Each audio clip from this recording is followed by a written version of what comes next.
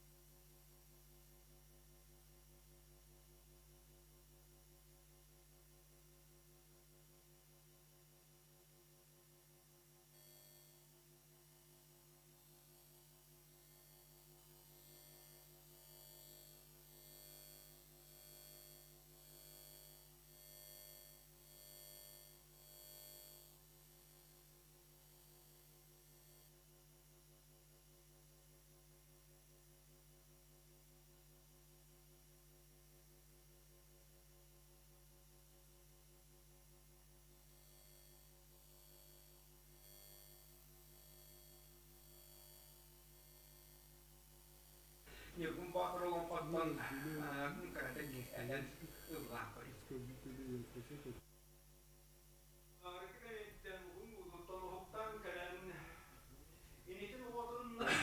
Tılların erikte burada karı soğuk etbit tılların istem baran kini diye dakki ya oyun turan samanlık diyen sana bak Allah'ım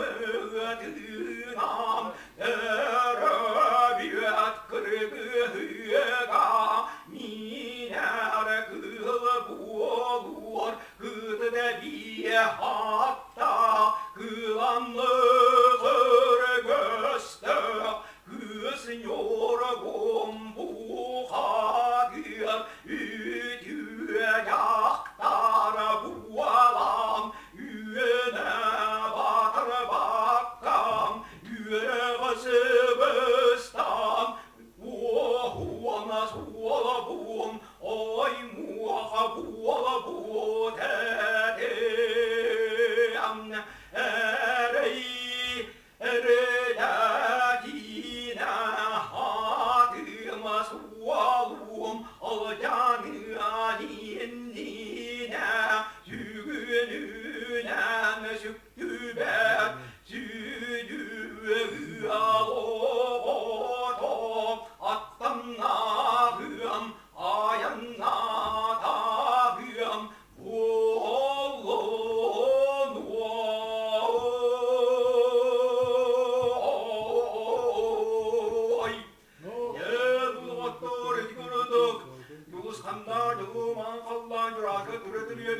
suya suyuluk jara haratta juluryan yurgumbodur adın kurva tanrılan barın üttüka kahıgar oğru düştedağını kini diye dakke bu oktağını suas soğudakta kım yılı hattütten bitte kırpasat kırayana kım yılı hakkı istedağını cımırı çöpten kurduk Oktağını karda buğul sağa düet duyaklarından atsıldı var aksan tamsın boru tobul tetebet gün bükün sanı bir tetebet Toğuz kulasta kuyulda hamacı kudurga suburusuna kalma Yedu doğatlar ki ne diyedak gihe ayanlatan astaran üttük bulutu yükleten Ürdük kaya arkahınan kiyek sitlerim kifteren Düğünleri tüherde sassıyadıları saygıtta günisteri küptedde kiheleri küptedde O kurdu kayandan semelen bir yolu konugunsa diyor da ayandan diyen kalen tuğtağına olusnaha ütüyüdüydüga kalen dik seviyede oğlunu öyden tüylen kırpıda oğlanı kırpıktağını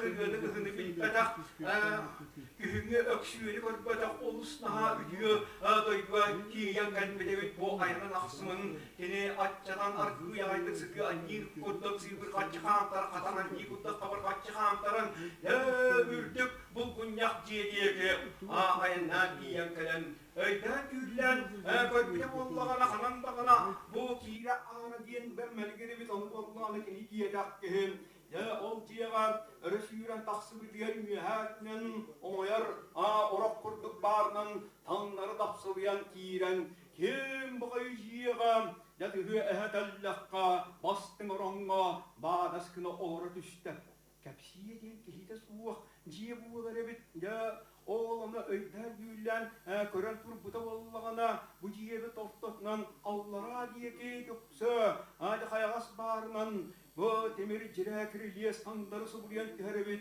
onu bollağına olaran nere öndakınan ömeskınan körpite bollağına Allara diyeke öttügarım ağız oranlar tastarıgar de kalır kasta hamna kayraska kapakçım bu ana ahırlan sıdarabit onu aturarabit onu xabullağına öydüyen yülen körbüte kılağına hırgöste kıyısnirgun bu kadir baraksan altta kosa temir kuyakların ustan atakdiga anyan köyspet yüzfas ürük kuyakların ustan emiye oldaki uğran köyspet huvu bırata bergeheten angar atgar uğrummut kırık tahin müten kıbınan sıppıt sağlam patahın sannın atına muhtan köyspet tuğahtağını Kıddık kuyuaktenere körecikti baraksan ya barbitere bakariyan kurduk ya körbitere koğuyuyan kurduk tuğahtağını kız yaktar kılan bedde kırtalciyan utiyas verebet. Otçunu görüm baram bihi kihibet oksiyana olar. İti baraksanna utiyasıttağına orangur vuran talan kirdakbine ya vardaya sanıyaga. Kırcıga dağını ıytar kemmer, kıhran tuğağa, innin bir bekka, ereydiyağa, ecemin dağını utuy badama mer bol bütkehe, utuyam kürüyüm diye tadağını kini diye takkehe, ettenleri tühen, munnun tüyaha, abuğuna abınan barda, ne uğurağay ürütette, yüglütiste, ağlütiste. Oğlan tancakini tehir utuy butun utuy batağın bilbete araybiyle, veyden yünden körpüte ciyeler jaktar. Ya temir kiliye kuyaktarın kadan sağlam batağın tanınları tayaktaman örgüstağın yüden öre tutan tığlan kabullan tür kayana ay turar ebet. Onu hadı doğattar veyden yünden körpüte, beğerten ilan körpüte, oksiyene turur dedekin itten üsürün eliyi ürdük badakta sindigas bilinen biyesi bir ketit badakta kız okulan berde yaturalın süttağın sohuya körpüte biterim.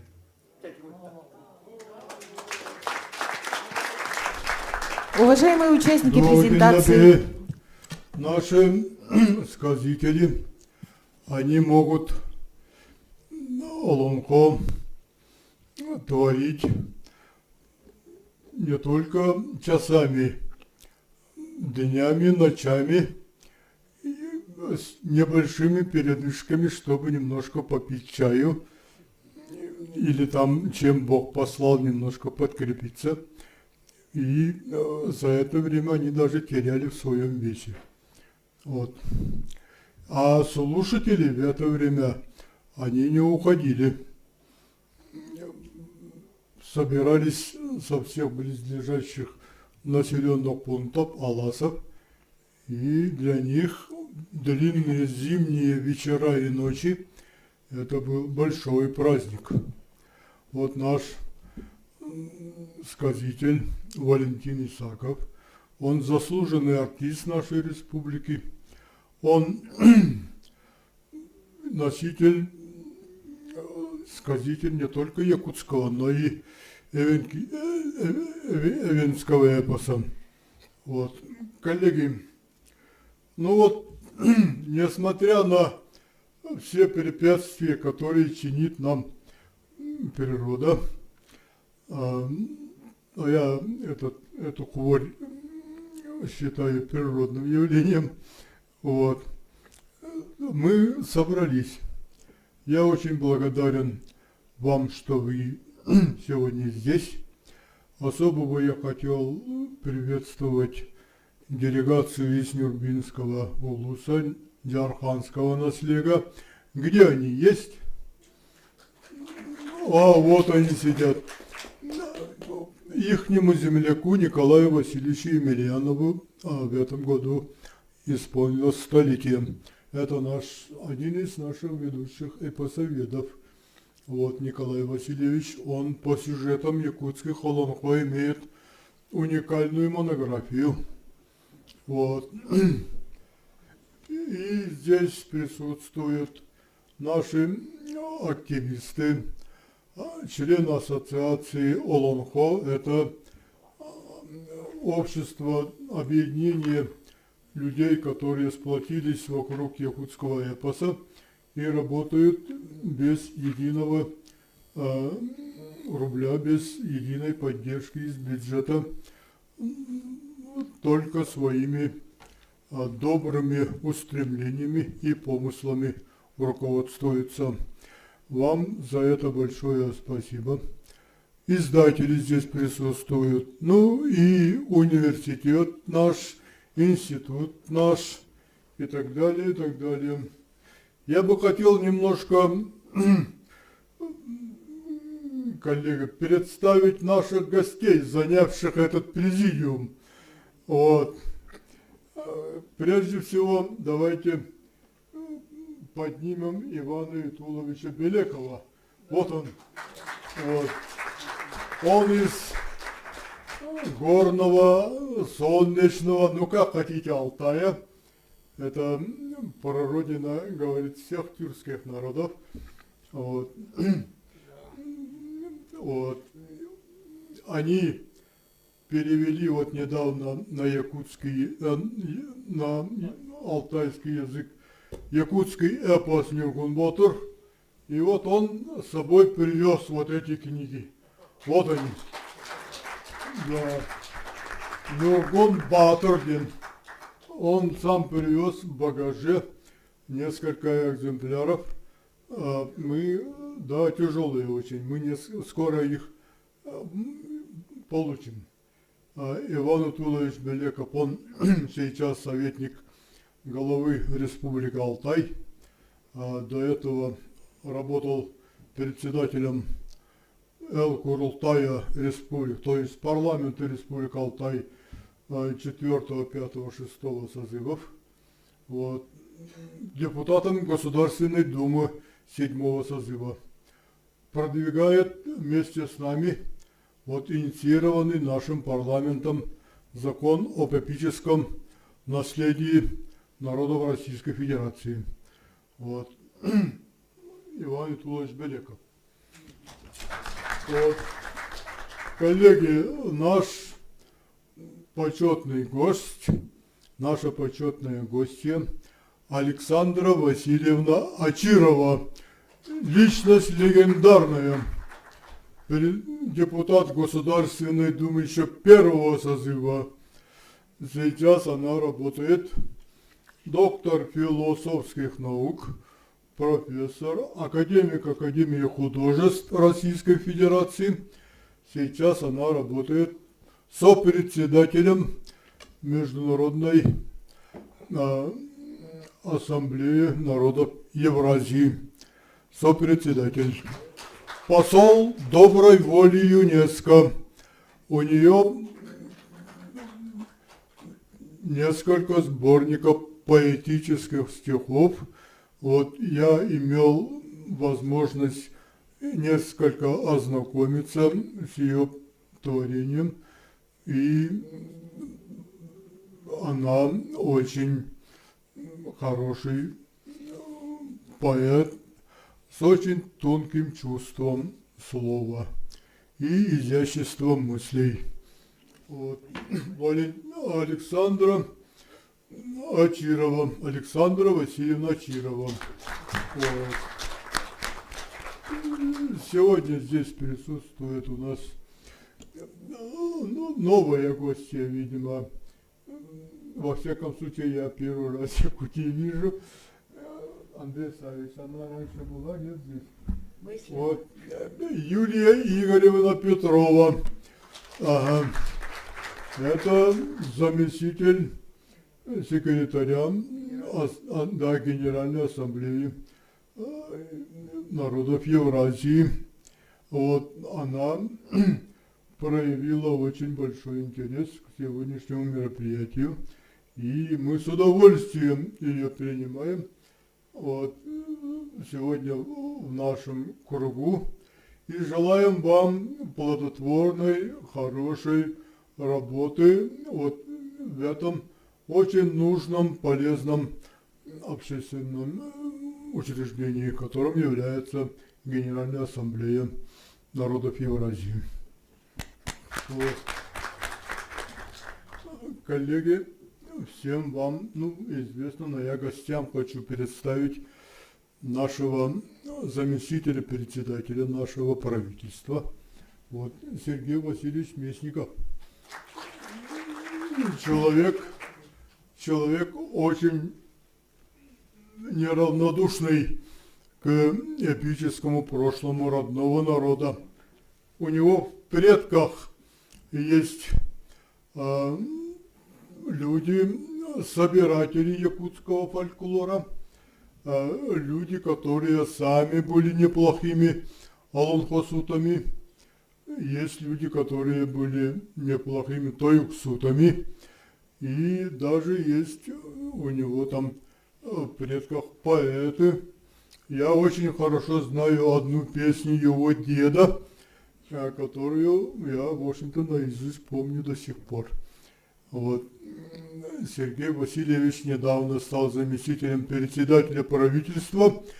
И, коллеги, вы сами почувствовали, какие подвижки пошли от поддержку известного эпического наследия, фольклорного наследия нашего народа. Он обстоятельно, основательно поддерживает, продвигает эту тему. И для нас то, что он стал заместителем председателя правительства, какой у Холонкова в Лёхминском Улусе был организован. Некоторые из вас, наверное, были там. Вот. Некоторые в качестве организаторов же принимали участие. Вот. Сергей Васильевич был там от начала до конца. Он открывал и он закрывал вместе с главой республики. Вот. Сергей Васильевич Местников. Вот. Сергей Васильевич, те, кто работает с якутским эпосом, они вас поддерживают. Вот. Вы всегда знаете, что в лице этой многотысячной аудитории вы человек, которого эта аудитория приняла и желает вам успешной, хорошей работы. Вот. Теперь главный этот наш гость, но в силу якутского гостеприимства, я его называю последним, вот, Андрей Савич Борисов. Он, коллеги, завтра будет отмечать начало своего 70-летия. Начало. Да. У него будет целая декада. Вот я как сегодня помню 92-й год, когда еще вот в этом церкви нашей по Каландарашвили была поставлена, вот был поставлен спектакль «Кары хампак йокотулум, пег и пес». 92-й год. Это 30 лет назад. Так что получается. Ага. Зашел и удивился. Причем тут эти сети повесили. Ага. Вот Андрей Савич Борисов. Ну я завтра о нем еще на вечере пару ласковых скажу. Ага. Поэтому сегодня я вам просто его представляю как гостя сегодняшней презентации. Ну я задержался с ознакомлением. Хочу первым слово представить Сергея Васильевича. Первым хочу. Ну давай. Он только что прилетел с Владивостока. Ага, и сразу, сломя голову к нам, пусть немножко упорядочит свои мысли. Вот. Давайте, коллеги, тогда начнем наше сегодняшнее видеопредставление. Алексей Ильич, он находится за пределами, это наш председатель парламента, новый 6-го созыва. Вот он находится вот за пределами, но записал свое видео приветствие. Вот, так что у нас сегодня и правительство есть, и парламент есть. Вот, и общественность у нас сегодня очень такое дружное сегодня собрание. Алексей Ильич, включите. Он здесь на Я от всей экране. души поздравляю всех участников торжественного заседания. Во-первых, с открытием декады Олонхо. Мы позавчера в торжественной обстановке начали эту декаду. Сегодня у нас очень хорошее, радостное событие. Наш выдающийся эпос Олонхо, произведение Нюргун Батур, благодаря усилиям председателя Государственного собрания ИЛТМН Республики Саха-Якутия 5-го созыва Александра Николаевича Жиркова, его друга, нашего давнего соратника республики Ивана Итуловича Беликова, переведен на алтайский язык. Это говорит о том, что эпосы народов Российской Федерации и всего мира будут из поколения в поколение передаваться нашим народам на их родном языке.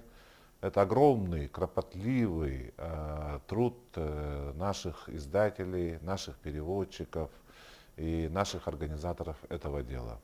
Таким образом, мы в век 21 новых технологий, цифры, цифрового общения, виртуального общения, когда молодые люди, к сожалению, начинают забывать свои корни, свои исконные традиции и обычаи, мы, делая это очень хорошее, значимое, большое дело, стараемся переводить на русский, вернее, на языки народов мира наши эпосы и таким образом делать возможность и условия для того, чтобы молодое поколение, подрастающее поколение и следующее поколение знали культуру других народов и Российской Федерации, и всего мира. Это очень благородное дело, это очень нужное, полезное дело. Я уверен, что оно будет продолжаться, и мы приложим со стороны руководства Республики Саха-Якутия все усилия для того, чтобы эта линия у нас продолжалась. Я искренне благодарю зачинателей этого дела в лице Александра Николаевича Жиркова и его соратников, что вы уделяете этому пристальное внимание.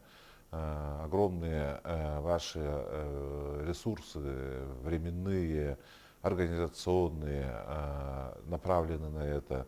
И думаю, что это благородное дело найдет и других продолжателей. И мы будем наслаждаться, читая эпосы других народов на своем родном языке и этим самым духовно обогащаться. Спасибо вам большое. Желаю вам всего самого хорошего. Крепкого здоровья в наш непростой век, долгих, активных лет жизни во имя всех наших благородных начинаний и непосредственно этого дела. Ну и самое главное, благополучия вам и вашим близким.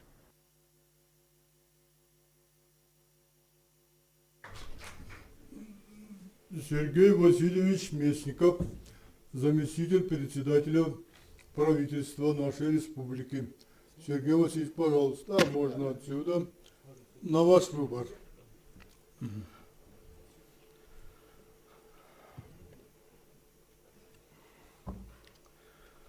Үтө күннен Атыктабуллах Александр Николаевич, үтө күннен күндү Атык Маныгылжыттар, әкетіне Сақыр Үсігетін бұрыбыдысын артын Беги Республика Бұттығар Олонқо декарата сағалымытынан едетесіндік әғардеребен көңілі. Уважаемый Александр Николаевич, уважаемые наши гости, участники сегодняшнего мероприятия, разрешите от имени правительства республики поздравить вас, всех, с началом декады Олонхо в нашей республике. Уважаемые коллеги, уважаемые друзья, Олонхо имеет очень большую содержательную философию.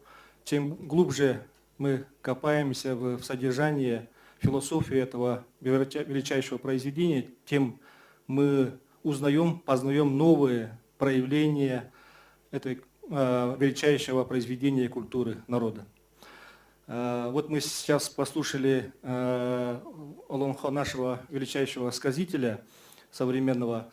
современности, и это только одно проявление, устное творчество, но помимо этого Олонхо содержит в себе, как мы знаем, всю культуру народа.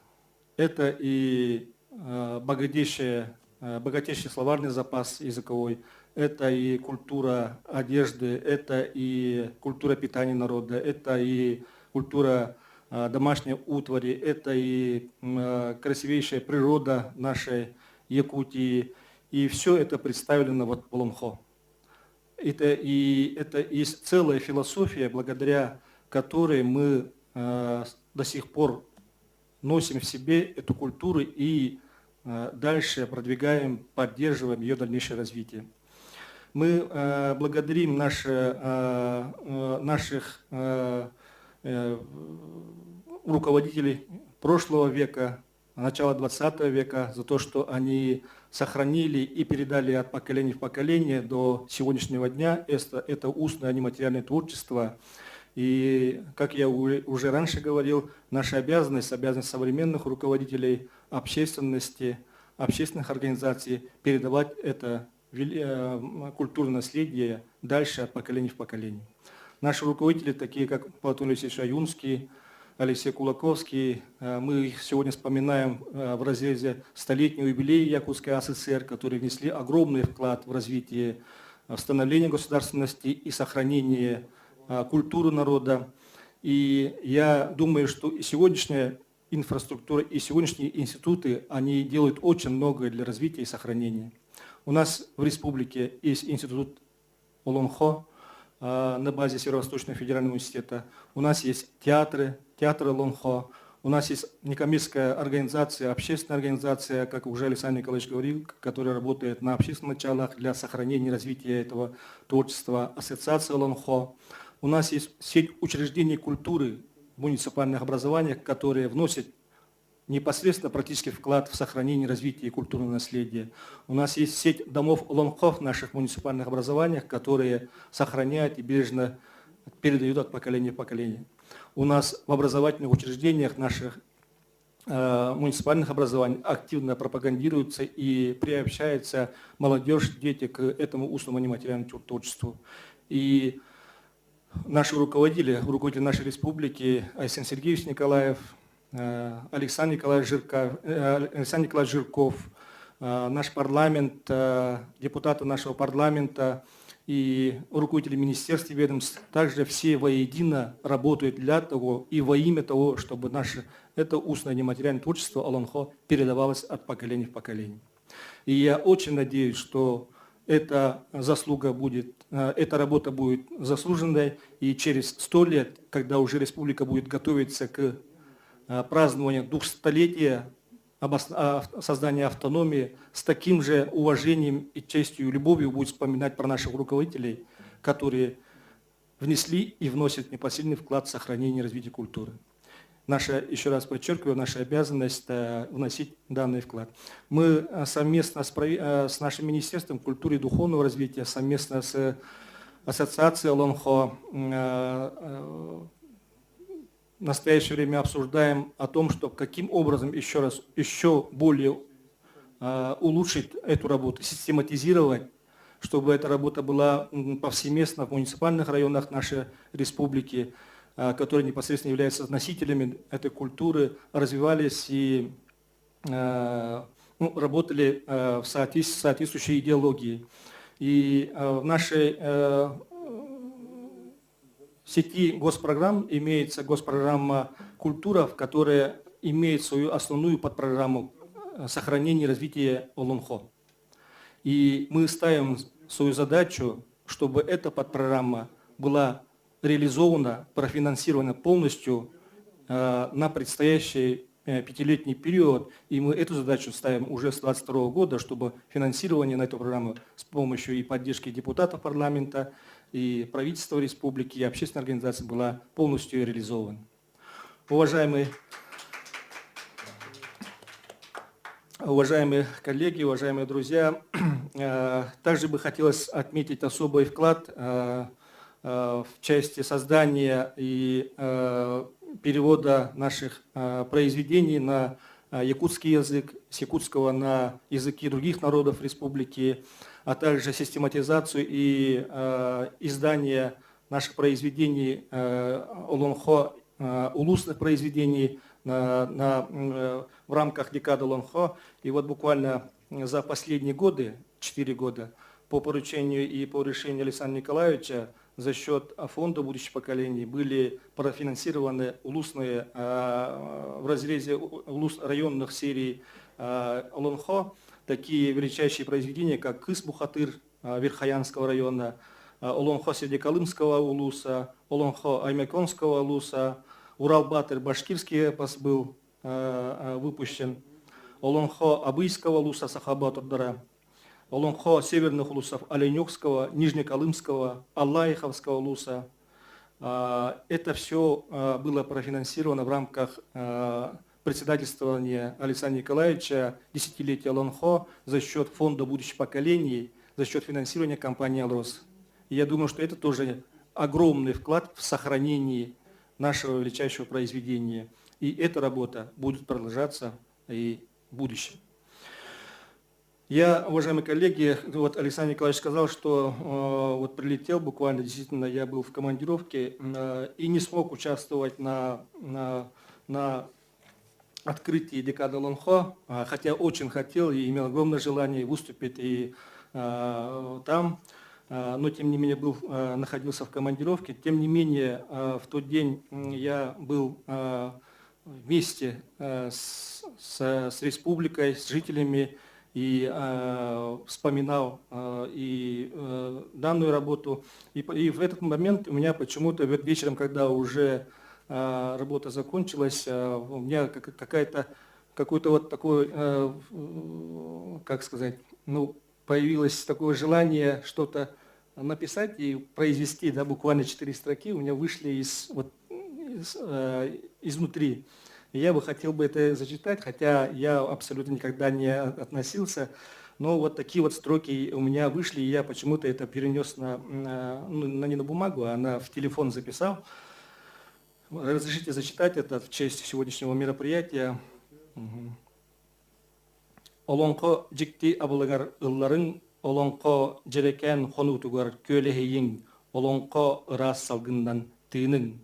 Ден тыллар меха кирбиттере. Александр Николаевич вот сейчас упоминал про моих предков, может быть, их немножко какая-то 0,0 какая-то часть, она проявилась вот в то время, в день Дня Олонхо.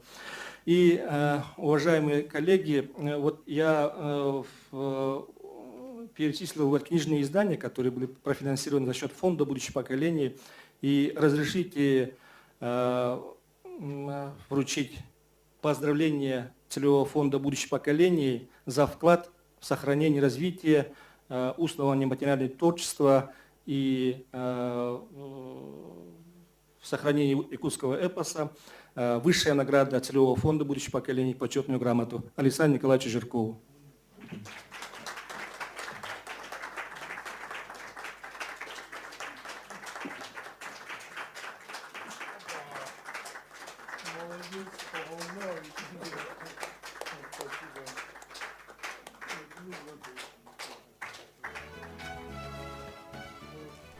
Видите, я же говорил, у него генетические заложены способности. Вот. И очень хорошо, что такой человек в настоящее время курирует язык, фольклор, эпос наших народов. У него априори вот здесь уже сидит, что нужно помочь вот этому делу. Он служит. Нам, коллеги, не надо обольщаться. Некоторые наши коллеги говорят, мы тут чуть ли не управляем якутским эпосом. Нет такого, мы служители эпоса. От начала до конца. От главы республики до рядового пенсионера, который сидит дома и для своих внуков слагает народные песни. Вот так вот. Спасибо. Слушай, Сергей Васильевич задал такое поэтическое вступление Александре Васильевне Очировой. Она уже профессиональная поэтесса. Вот. Так что через вступление вот нашего начинающего молодого, пока что любителя, вот, с хорошими способностями, по-моему, там есть что-то, да? Чего это такое? Не господь Гиллер. Молодец. Вот давайте слово нашей гости Александре Васильевне Очировой. Давайте. Да. Работает. Работает? Работает. Спасибо. Я встану, чтобы видеть больше зал. Добрый день, дорогие друзья. В качестве гостя этого высокого собрания я сначала хотела бы поприветствовать Александра Николаевича с уважением ко всему, что он делал и делает, и продолжает, и будет делать. Большое вам спасибо.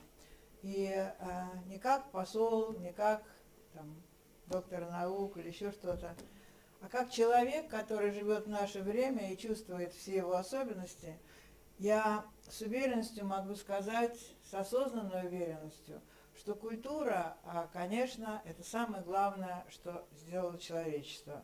Став из культуры тем человеком, который достоин и воспевания, и изучения, может быть, с других планет, и того, чтобы, понимая свою идентичность, принимать человечество.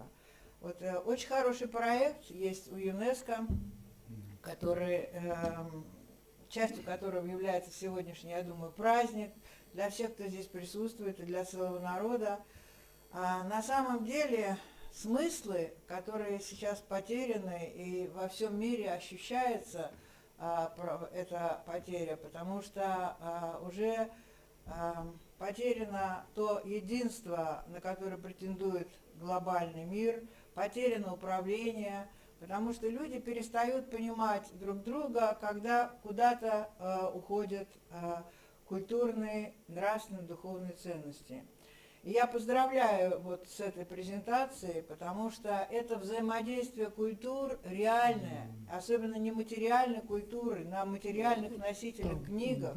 Это то, что останется поколением, и может быть, стоит надеяться, что нынешнее поколение живущих людей, не одно поколение, несколько поколений живет в одном пространстве нашего времени, не потеряет, а может быть, приобретет свою идентичность. В декларации, которая касается устойчивого развития, есть один такой интересный пункт, на который не все обращают внимание, о том, что ресурсы на Земле и наша жизнь, и все возможности Земли ее поддерживать, это то, что мы взяли в долг у будущих поколений. И вот если мы говорим об экологических проблемах, говорим об угрозах самоуничтожения, есть одна простая вещь, которую нужно понимать. Если мы не передадим те традиции, те эпосы, которые сложились, с помощью которых мы обрели свою идентичность, и не просто выжили, а жили и продолжали дальше творить, то эти поколения будут считать, что этих эпосов не было, они потеряют свою идентичность, они будут обезличены. И это самое страшное, что может произойти с человечеством. Именно поэтому, что мы на какой-то период забыли об этом, политика сегодняшнего дня практически во всех странах самой слабой стороной имеет гуманитарную сторону. И я хочу сказать, что самая смыслообразующая сфера всей человеческой деятельности, культура, в Якутии, на мой взгляд, насколько я знаю, она приобретает свое новое звучание, потому что эпосы характеризуют то поколение людей с опережающим сознанием, тех провидцев, которые обозначили свое отношение к миру, к природе, к человеку, старались передать это другим поколениям, понимая самоотечественность нашей жизни. И можно гордиться тем, что есть в этом эпосе, и передавать своим детям и внукам. Я думаю, что самая важная модернизация, я всегда об этом говорю, Юлия Игоревна, улыбается про себя. Самая важная модернизация, в которой нуждается человечество, это гуманитарная модернизация. Потому что нужно помнить, что все войны, которые были в истории человечества, они ставили своей целью не только захват земель, национальных богатств, но и переделывание человека под себя, или его уничтожение народа, или переделывание под себя, то есть отбора тех ценностей нравственных, духовных, тех эпосов, на которых основаны личности, живущие в то или иное время. И без гуманитарной модернизации все остальные модернизации никогда не будут иметь успеха. Вот в этих новых протоколах взаимодействия и должен быть такой пункт. Это не подвиг, это просто очень глубокое понимание, перевести один эпос на язык другого, чтобы найти не только различия, без которых невозможно понять в полной глубине общее, а чтобы еще больше полюбить и сблизиться с представителями другой культуры не только на основе любопытства естественного человеческого, а на основе любви, дружбы и общих целей жить на этой земле. Вот спасибо вам за все за это. Я, конечно, не знаю, насколько я профессиональный поэт, но 15 книг я написала, более 4000 стихотворений. На мои стихи где-то написано уже более 100 песен, которые достаточно серьезные, не 2 притопа, 3 притопа. И обращали внимание, есть за рубежом мои книги. Я хочу оставить вам, чтобы вы распорядились, Александр Николаевич, одну книгу обязательно оставили для себя. Это первое собрание сочинений, здесь где-то 1/3 написанных книг с предисловием самого известного филолога, который уже на закате своей жизни взял с меня слово, что каждый год я буду выпускать книгу, что я и делаю после его ухода. И вот последние книги с такими названиями: «Ангел по имени ищет меня», «Смыслы», «Невидимые силы бытия», «Пространство истины и света», «Исповедь летит над куполами». Я оставляю вам, это не все книги, но с любовью оставляю, потому что я хочу, чтобы библиотеки меня читали, чтобы вы лично нашли для себя там какие-то силы, как находят некоторые мои читатели. И поэтами рождаются тогда, когда захочет Бог. И вот, услышав вашего великого сказителя, не понимая язык в ритмах поэтических, потому что она всегда использует смыслы слова и ритмику, которая есть в природе, я поняла, что это настоящий сказитель или поэт. И я поздравляю, что вы имеете такой эпос великий. И живите долго, и берегите себя. Спасибо. Вам здоровья, и спасибо вам за все, что вы делаете не только для своего народа, а для всех, чтобы понимали и учились, как нужно относиться друг к другу. Спасибо. Спасибо. Вот, вы почувствовали, да, от одних названий этих сборников стихов веет какой-то восточной мудростью. Да. Спасибо вам большое. У нас есть очень хорошая национальная библиотека, где работают очень вдохновенные творческие люди. Часть книг мы передадим в нашу национальную библиотеку. Часть книг оставим у нас в парламенте республики. Вот. Лучшие экземпляры я заберу себе. Так. Вот. Юлия Игоревна, вы хотите несколько слов сказать. Вот. Ну, можете вот сюда на трибуну даже выйти. Тогда вы будете как бы рядом с нами вот здесь. Коллеги, нас снимают по телевизору и будут показывать, так что про вас всех будет знать вся республика. Я благодарю вас за такое высокое доверие, Александр Николаевич. Для меня большая честь, без преувеличения, сегодня быть в этом зале, выступать здесь. Я представляю Международный союз неправительственных организаций, Ассамблея народов Евразии, генеральным секретарем которой является Андрей Юрьевич Блининов. Я имею честь быть заместителем генерального секретаря по развитию международных проектов и программ. И вот то, что сегодня здесь представлено, я с большим удовольствием буду транслировать всем нашим партнерам из 45 стран, из всех стран Большой Евразии. Вот до того, как прийти сегодня в этот зал, мы теперь уже, надеюсь, с нашими друзьями, уважаемыми, еще раз говорю, для меня большая честь, и с Андреем Исаевичем, с Александром Васильевной обсуждали как раз вопрос о том, как вот развить принципы евразийства, как транслировать то, что вы делаете для того, чтобы сохранить и национальную идентичность, сохранить все то, что многонациональным эпосом, вот, то, что так сохраняется при помощи того, что вы делаете. Как это сохранить, как это приумножить, и как в такое трудное время, когда, в общем, Россия оказалась в таком тяжелом положении, как транслировать миру, как богата Россия талантами, как богата Россия такой историей культурной, как все это сохранить. Я действительно улыбнулась, потому что гуманитарная модернизация – это термин, который принадлежит по праву Александре Васильевне Очировой. Это уже звучало с высоких трибун.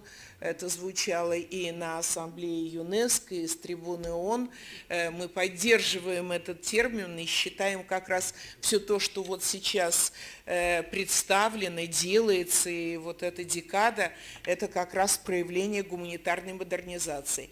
Поэтому еще раз благодарю вас за возможность быть с вами. Обещаю, что это будет передано генеральному секретарю.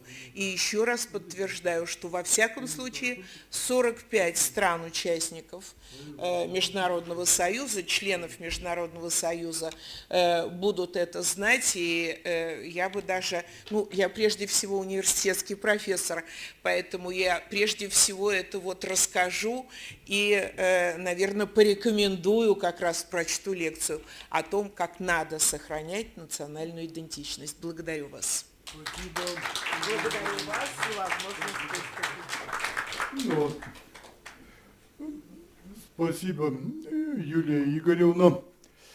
Она заместитель генерального секретаря Международной ассамблеи евразийских народов, народов Евразии. Вот какая большая нагрузка на ее хрупкие женские плечи. Только мудрая женщина может вынести такой груз. Я вам желаю успехов. Да. Этот коллеги Иван Тулович Белеков, он сегодня через Новосибирск ночью прилетел и до сих и не отдыхал, не спал, почти даже, говорит, не завтракал, а готовится к выступлению. Вот давайте попросим его выйти к трибуне. Давайте, спасибо. Иван Тулович, пожалуйста.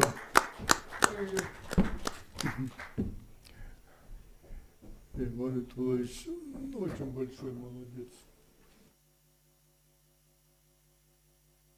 Александр Николаевич сказал, что на эпос вообще у нас, у азиатских или евразийских народов исполняется день и ночь. Да, действительно, я когда идет алтайский эпос, Оза Алтайда отырғаны соқтышта, ерте шақтарда емдігілі соқтышта, айдың күннің алдында и 7 дней 7 ночей.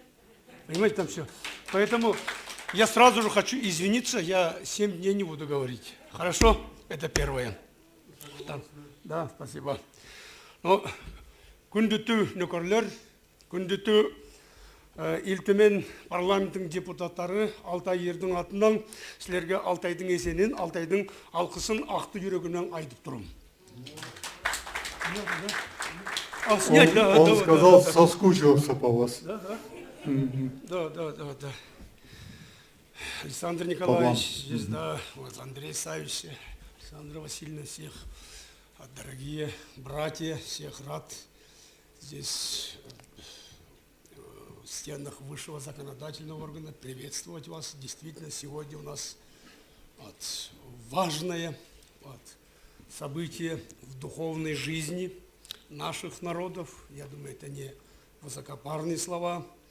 И вот здесь вот, то, что вот Александр Николаевич сегодня награжден высшей наградой Ильтумена, это абсолютно тот момент, что награда здесь нашла своего героя. И Александр Николаевич за последние десятилетия не только в масштабе Саха-Якутии, в масштабе от Сибири, Дальнего Востока, в масштабе и Российской Федерации, и не побоюсь сказать, в масштабе всей Евразии проводит большую работу, и не только работу, и выступил с рядом вот, международных инициатив, которые сегодня уже получили понимание, признание и поддержку на евразийском пространстве, по крайней мере, вот на пространстве вот, центральноазиатских народов. И то, что вот они вместе с Андреем Савичем здесь, в Якутии, здесь создан вот, под эгидой ЮНЕСКО при поддержке главы Республики Саха-Якутия Центр эпоса народов Евразии, это говорит о многом. Это говорит о многом. И действительно, вот я никогда, я не стесняюсь, вот, когда говорю, что надо учиться всегда. Учиться. Вот я, когда в Якутии, я много раз сюда приезжаю, всегда, знаете, у меня чувство учиться. Почему-то вот такое чувство здесь возникает. Вот отношение к своему слову, народному слову, отношение к культурно-историческому богатству, природе. И все равно. Вот здесь, и то, что вот Александра Васильевна сказала, мы говорим культура, о значении культуры. Вот, а она идет, знаете, вот она сегодня в условиях глобализации, в условиях всего, знаете, обезличивания, карантина совести, все такое. А здесь, в Саха-Якутии, укрепление духовной самоидентификации народа, укрепление, развитие национальной самоидентификации. Вот эта работа действительно очень многого стоит. И здесь заслуга от Александра Николаевича, коллег, я думаю, депутатов Ильтумена, правительства Саха-Якутии, но, конечно же, духовного лидера Андрея Савича. Здесь это много-многого стоит. Много-многого стоит. И, конечно, вот даже вот одна инициатива, по-моему, Александр Николаевич, ты где же, по-моему, в Уфе как-то это озвучил, по-моему, лет 5 назад. Думаю, знаете, говорит, надо приступить к формированию, к созданию, знаете, энциклопедии эпоса народов Евразии. И даже тебе принадлежит эта идея. Мира. Это великая идея. Понимаете, нет. Оно это и не то, что идея, и начало теперь осуществляться. Понимаете, вот, что вот и на якутский язык переведен Манас, тоже это памятник, так ведь, нематериального наследия человечества. Манас, так ведь, и, кстати, и Олонхо, тоже памятник всемирного наследия человечества, хотя, ну, ладно, скажу, что мы хоть не подписали, да, конвенцию. Тем не менее, о многом говорит, что вот Олонхо включили уже от имени Российской Федерации. Ладно, дальше эту тему не буду расшифровывать. И то, что вот сейчас Маадайхара наш на якутский язык переведен здесь. И вот, ну, я уже сказали, сегодня вот мы в этом году мы перевели вот Нурон Батыр на алтайский язык. И здесь очень важно, когда я вот говорю об инициативах Саха-Якутии, знаете, вот это ведь ничего случайного нет. К нам приехал как-то, ну, много раз бывает у нас, это же тоже, он же к нам приезжает как на свою родину, так она есть, Андрей Савич, так ведь? Древняя родина все же на Алтае находится, так ведь? У всех тюркских народов. Андрей Савич приехал к нам и сказал, давайте, чтобы Маадайхара Кугутай-Мерген должен появиться на сцене. Он и сделал. Маадайхара у нас Андрей Савич поставил в нашем театре. И у него есть очень такая любимая фраза. Ну, я думаю, что да, и весь мир сегодня об этом говорит, там Гарсия Лорка, там все говорят, он очень любит тоже говорить. А вот когда он «Молодая гора» у нас поставил, я это кожей почувствовал. Знаете, вот она. Мы зашли толпой туда, в театр, а вышли единым алтайским народом. Вот что сделал Андрей Савич с нами. Дмитрием. Спасибо, спасибо вот за все это. Конечно, эпос. Здесь, не хочется повторяться, здесь что-то новое сказать очень сложно, потому что, да, это эпос, это для нас, это для все, это наше и миропонимание, это и мировосприятие наше. Также все там, наша радость, когда вот она, вселенская радость, когда ребенок, понимаешь, в богатырской семье рождается, там все это в эпосе, все это мы чувствуем. Там, вот это и вот она. Я, кстати, вот видите, я вырос в очень таком в далеком горном селении. Даже на карте-то нет этого селения сейчас, вообще нет этого селения. Я помню, тогда у нас даже машины не ходили, электричества нет, там все. Кстати, я не обижаюсь на это, но я счастлив. Вот в этом горном глухом селении начал поступать первые тома алтайского героического эпоса. Вот до сих пор помню, вот Алтай Бучай, Гогутай Мергенда, Малчи Мерген, мы зачитывались, понимаете? Там больше делать нечего же. Вот читали, наизусть даже, там тысячами строк выучивали, вот пацаны бегали, дали. А вот теперь только осознаешь, оказывается. Вот она ценность, оказывается, уже в условиях интернета, в условиях, понимаете, вот этой компьютеризации дали. Вот так и хочется сегодня вообще везде отключить свет, там дали, чтобы пусть читают эпос. Так же сегодня. Ну, ладно, я уже немножко в сторону вот мечтаю. И действительно ведь эпос именно, хоть где бы мы ни жили, там в Африке, там в Америке, в Европе, где вот здесь в Якутии, да, а когда начнешь эпос, то есть знакомиться, вот, она сближает, находит что-то общее, да, вот говорим сюжет, допустим, вавилонского эпоса, да, вот помните сюжет Золотого века, когда вот, все говорят на одном языке, помните, там, есть такое же, есть там все, вот, как надо поклоняться матери природе, все там, или взять сюжет, допустим, священного дерева, да, у нас Байтерек, в якутском Волонхо тоже в этой же есть. Это все единое, так же?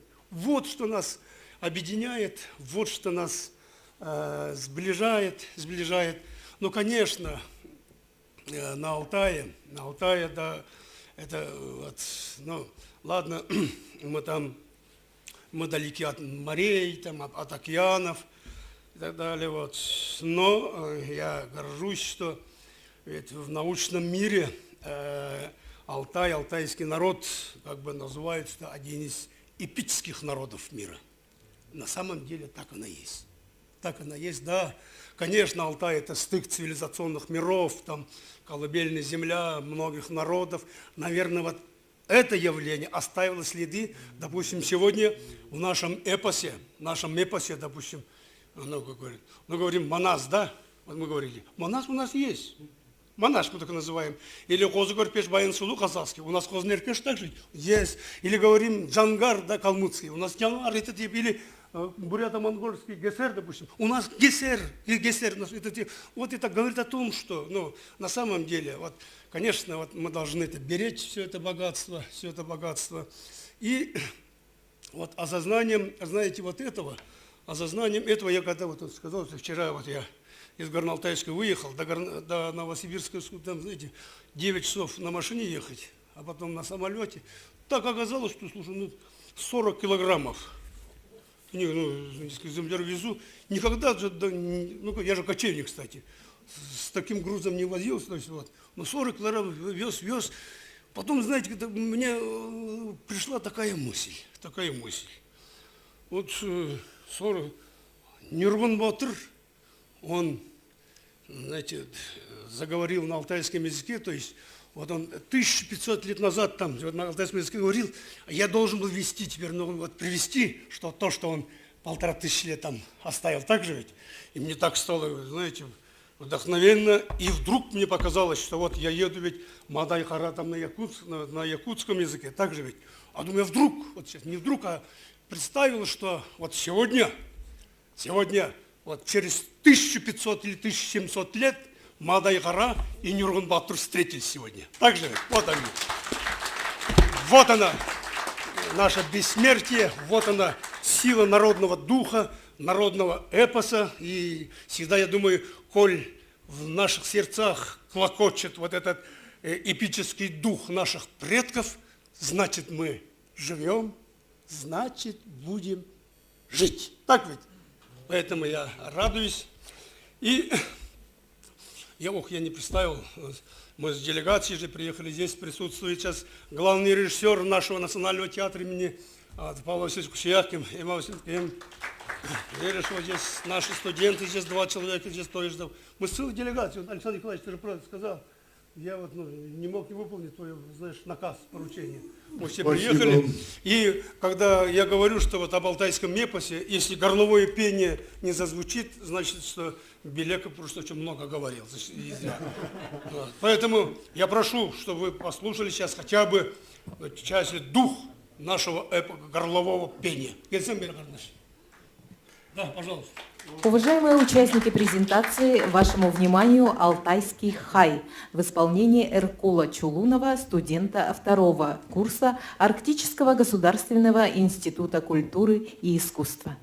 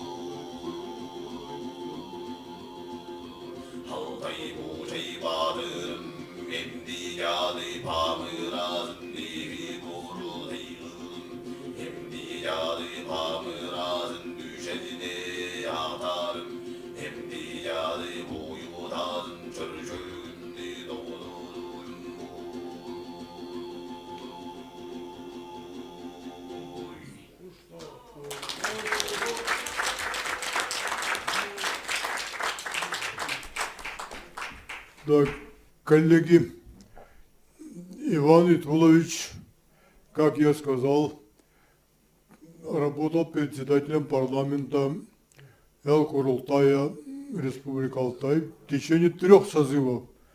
А до этого он был еще просто депутатом. Он депутат Государственной Думы.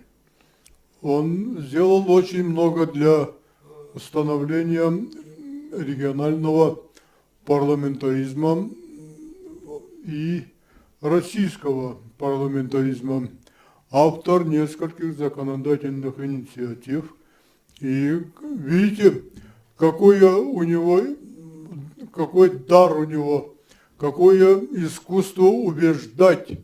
И у него в Государственной Думе, и в парламенте Алтайского, Республики Алтай, было очень много последователей, которые прямо с одного его выступления шли за ним, за любой законопроект, который он предлагал, и он добивался своего. Вот я думаю, что Иван Итулович в этом плане это очень такой настоящий лидер, настоящий такой парламентарий, человек, который душой болеет за это наше дело. Я сегодня уполномочен от имени председателя нашего парламента Алексея Ильича Еремеева вынесено решение о награждении Ивана Итуловича почетным знаком нашего парламента за вклад в развитие парламентаризма. Разрешите вручить. Распоряжением председателя Государственного собрания Илтумен Республики Саха-Якутия за вклад в развитие законодательства, парламентаризма и межпарламентских связей наградить нагрудным знаком за вклад в развитие парламентаризма в Республике Саха-Якутия Беликова Ивана Итуловича, советника главы Республики Алтай, депутата Государственной Думы Федерального собрания Российской Федерации 7-го созыва, депутата Государственного собрания Эл-Курултай Республики Алтай 1-6 созывов, председателя Государственного собрания Эл-Курултай Республики Алтай 4, 5 и 6 созывов.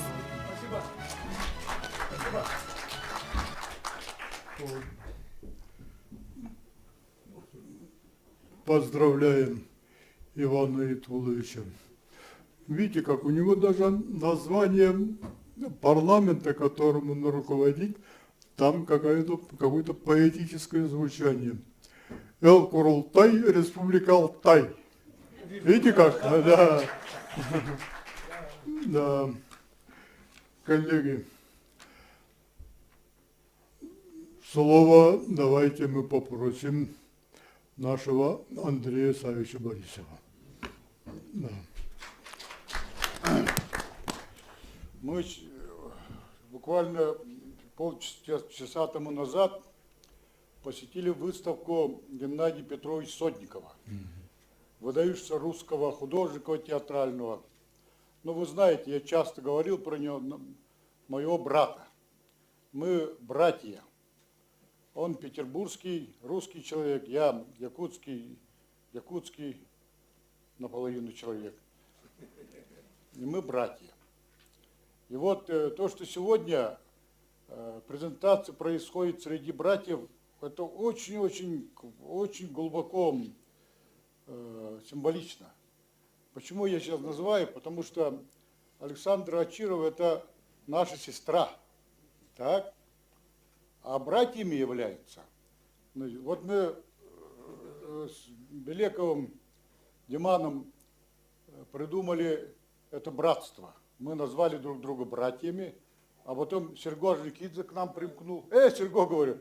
Ну, внук его. Да, внук. Ну, знаете, Григорий Эдуардович стал братом. Потом мы долго обсуждали, и Александра Николаевича приняли в это братство. Долго обсуждали все его, значит, всю свою работу какую. Вот. И потом где ты был, Александр Васильевич, где ты был? Да, на конференции Международной ЮНЕСКО я сделал обряд посвящения нашей сестры, наше братство. Так, и вот сейчас узнаю, что, оказывается, вот тоже наш молодой зампред, его будем принимать? Нет, еще подумаем. Так, почему я это говорю? Потому что вдруг я в одночасье узнал, что, оказывается, я самый старший. Так что, Александр Николаевич, я ехал убай было. А почему это... Андрей Савич наға аймағымсақ кейі. Ол хүлдәқ үчігей көсті сақаған. Сақақ санын әл бағы оғынан жөні бардың. Өсті қоңыстықтар аймақ қоңысты бұдыртып болдайды. И вот, якуты всегда, самое главное уважение-то говорят убай. Говорят. Знаете, это убай.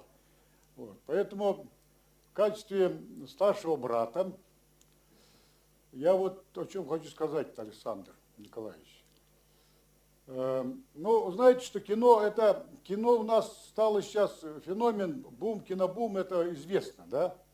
И вот Министерство культуры, будучи, когда я был министром культуры, приезжает какой-то телепрограммы, журналист, оператор, с оператором и спрашивает, скажите, в чем феномен якутского кинобума?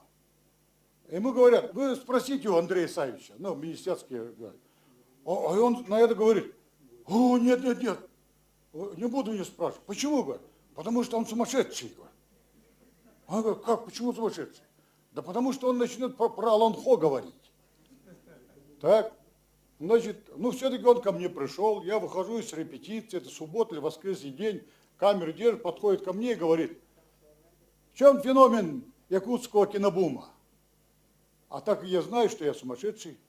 Я ему подзываю и говорю, в якутском эпосе Аланхо, и он от меня отходит, тогда я говорю, монтажное мышление. Что в кино главное? Он говорит, монтажное мышление. Как в никаком эпосе монтажное мышление. То есть наши дети, наши кинематографисты, они молоком матери, это незыблемый смысл Аланхо, незыблемый ценность питали. И поэтому кино у нас. И, кстати, недавно Арсений Сергеевич в своем выступлении тоже про это говорил, и я тоже очень обрадовался, что наше руководство понимает эти незыблемые смыслы и незыблемые ценности. Александр Николаевич, с юности он это незыблемые ценности и незыблемые смыслы понимающий человек. Это дается немногим. Это немногим дается. Поэтому и вот эти переводы, потому что это самая фундаментальная культура. Самая основа, фундамент, плато культуры, плато народа, опора народа. Поэтому он занялся вот этими переводами и идеи такие. Эссе Аланхо – это фундаментальная, главная культуре народа. И так далее, и так далее. Поэтому я сегодня, вот, Александр Николаевич, вот твои братья, старший брат твой, и вот я вижу, что здесь сидят люди, которые так это глубинно и подлинным пониманием относятся. Поэтому сегодня, конечно, большое событие, историческое событие. Правда, я согласен с этим. Вот твои герои, вот и Кулюмнюра, вот, я всегда прохожу мимо этого Кулюмнюра и говорю, я понимаю, почему Кулюмнюр сидит-то почему сидит. Потому что он понимал незыблемо. Первый спектакль, который поставили в Сахатеатре, это эпос Аланхо. Поэтому у нас театр Аланхо, поэтому у нас строится эпический центр эпоса народов Евразии, Арктики. Потому что незыблемые ценности. Слава Богу, руководство, начиная с первых наших руководителей, оно значит, нашло опору в этом, слава Богу, а не в каких-то танцах, манцах и так далее. Замминистра культуры удивился, когда я говорю танцы. Танцы, манцы – это хорошо. Да. Поэтому вот, Александр Николаевич, сегодня историческое событие, и твой герой, по-моему, говорил так. Мы стоим перед историей, и история стоит перед нами. Вот сегодня такой день. Я тебя очень поздравляю и приглашаю завтра на мой день рождения. Приди как брат, как ты сказал, с пару ласковых слов.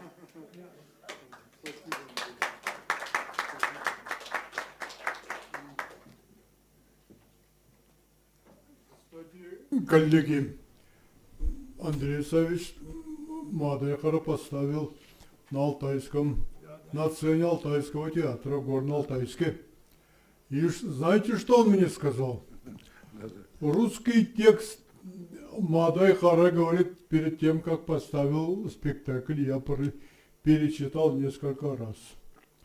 Но главное содержание этого эпоса я понял только тогда, когда его прочитал в якутском переводе. Видите как? Так что вот здесь декан нашего института сидит, господин Таратоев. Вот. Он не даст соврать, какая работа была проделана. Вот плохо, что сейчас по всей России нет академической школы перевода, особенно эпических памятников. Раньше в Институте мировой литературы имени Максима Горького это была эта школа. Очень сильная школа, кстати. Вот. И поэтому перевод эпического текста сейчас удел энтузиастов иногда. Очень хорошо, что среди профессионалов находятся такие энтузиасты. Вот Андрей Савич так сказал. А это, я считаю, хорошей оценкой качества нашего перевода. Вот. Андрей Савич, спасибо за выступление. Вот. Вы можете, когда вам заблагорассудится, чисто, ну, говорят по-английски, не знаю, как англичане уходят, но вы можете спокойно уйти, потому что у него действительно завтра очень ответственный день. Вот. Успехов тебе, Андрей. До завтра. Вот.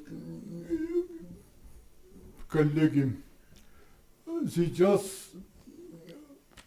мы послушаем наши субъекты нашей страны. Переводы в основном я как делал? Выходил напрямую на своих коллег, председателей парламентов национальных республик, и договаривался с ними напрямую. У них как-никак какая-то власть у себя. И говорю, давай это со своими институтами и так далее. Начинай работать, будем переводить. Ты их агитируешь. Они быстро понимают, между прочим. И вот давайте мы начнем с приветствия нашего друга, большого нашего друга, председателя парламента Республики Татарстан Фарида Хайруловича Мухаммедшина. Его поздравления. Давайте, включайте. Вот. Хайырлы күн, хөрмәтле коллегалар, кадерле дуслар. Добрый день, уважаемые коллеги, дорогие друзья. От имени руководства Татарстана, депутатов Государственного совета и от себя лично сердечно приветствую участников презентации. Сегодняшнее мероприятие особенное. Прежде всего, это результат многопланового труда по сохранению особого жанра героического эпоса, реализуемого под эгидой ЮНЕСКО, инициаторами уникального международного проекта «Эпосы народов мира». Через адаптацию на родные языки оригинальных фольклорных преданий якутского, алтайского, кыргызского и других народов эта работа раскрывает общие символические истоки, способствует интеграции культур Евразии. Отрадно, что в числе ее идейных вдохновителей человек, посвятивший себя восстановлению и защите нематериального духовного наследия Якутии, давний и хороший друг Татарстана, первый вице-спикер Госсобрания Республики Саха Александр Николаевич Жирков. Коллеги, своим отношением и неравнодушием вы вносите значимый вклад в сохранение яркой культурной палитры нашего многонационального народа. В преддверии Года народного искусства и нематериального культурного наследия в Российской Федерации такое внимание к духовному богатству малой и большой Родины, сбережение языка, эпических преданий особенно ценно. Всецело разделяя подобную позицию, у себя в республике мы возвели ее в ранг приоритета государственной политики. Объявили 2021 год годом родных языков и народного единства. Сегодня у нас в мире и согласии проживают представители 173 национальностей. Создаем все условия для сохранения их языков и культур, развиваем национальное образование, прессу. Через закон о нематериальном культурном наследии одними из первых в Российской Федерации законодательно обеспечили защиту памятникам устного народного творчества, обрядам, преданиям и фольклору. Это наши скрепы, надежда и уверенность в завтрашнем дне.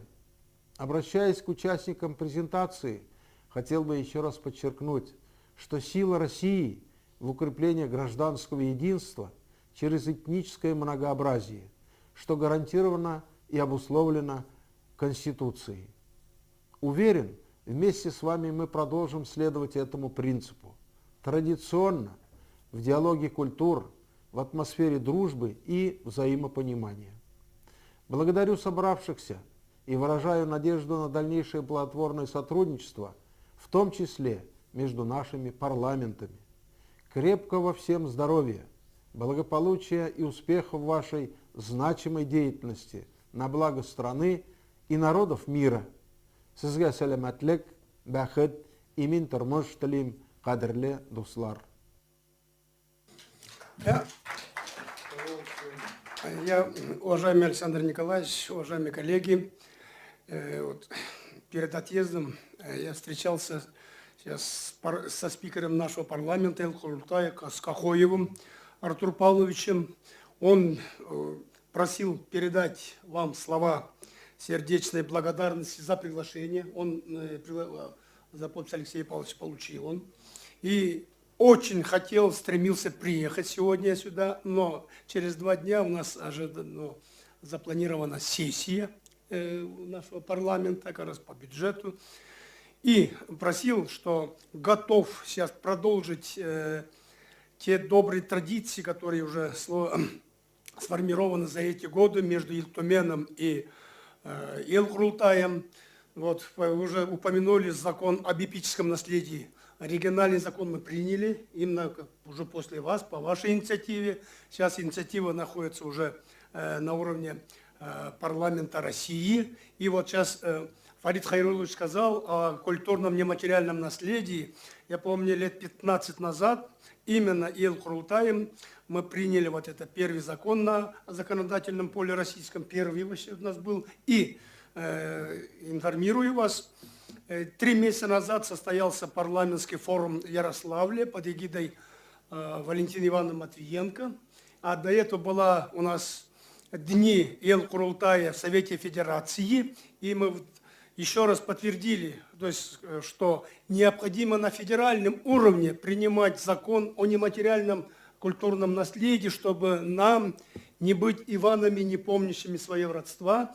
И Совет Федерации наконец-то поддержал сейчас эту инициативу. Я думаю, в ближайшее время, уже дано соответствующее поручение Минкультуры России, думаю, сейчас в ближайшей перспективе такой закон будет принят.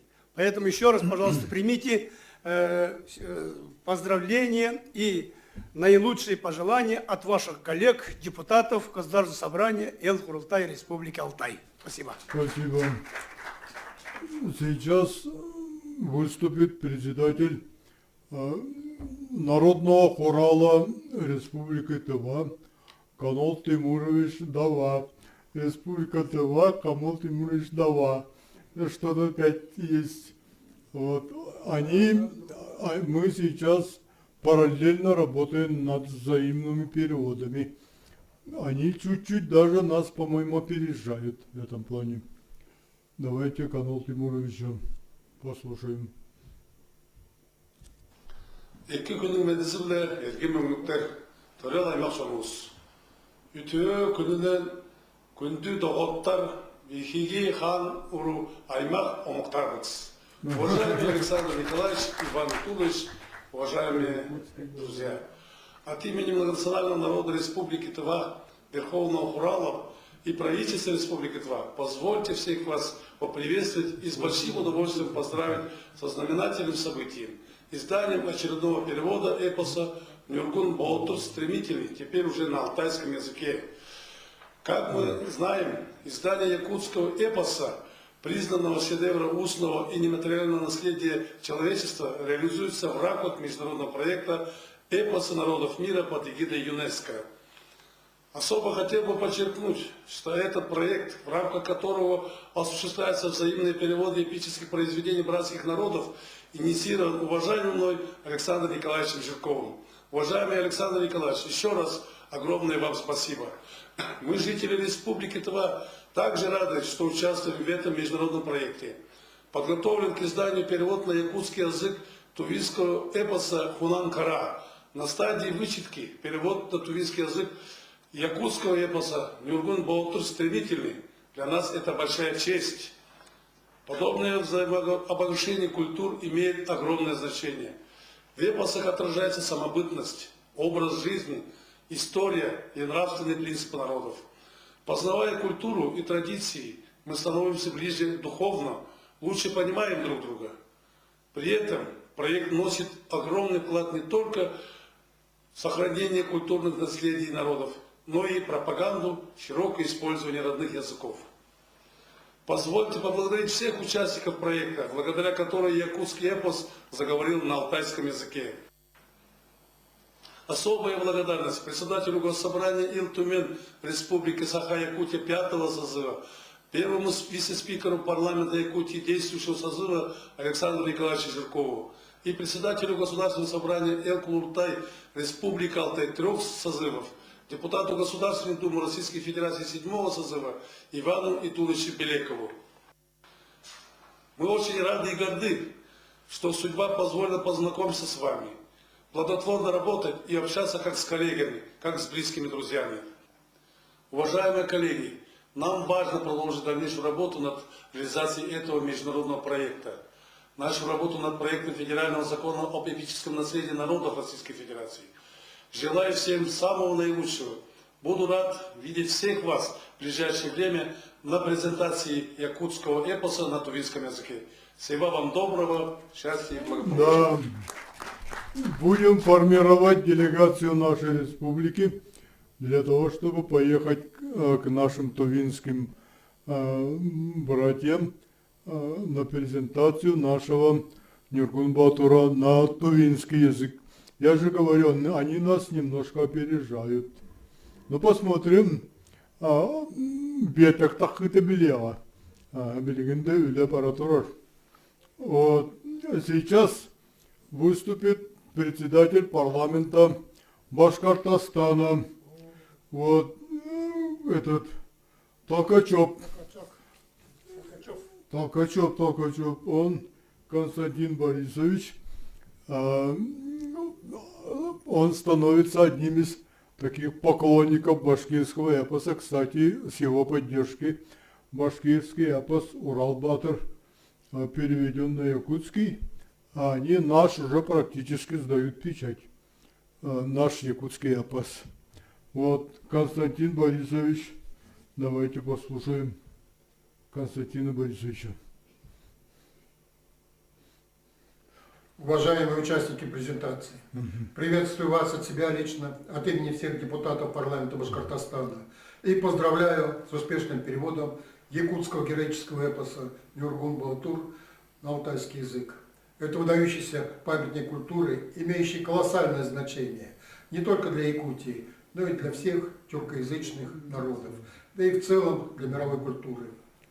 Он признан ЮНЕСКО шедевром устного и нематериального культурного наследия. Эпос переведен в рамках уникального проекта «Эпические памятники народов мира», который открыл для представителей разных этносов возможность взаимного обмена эпическими памятниками, их сохранения и распространения.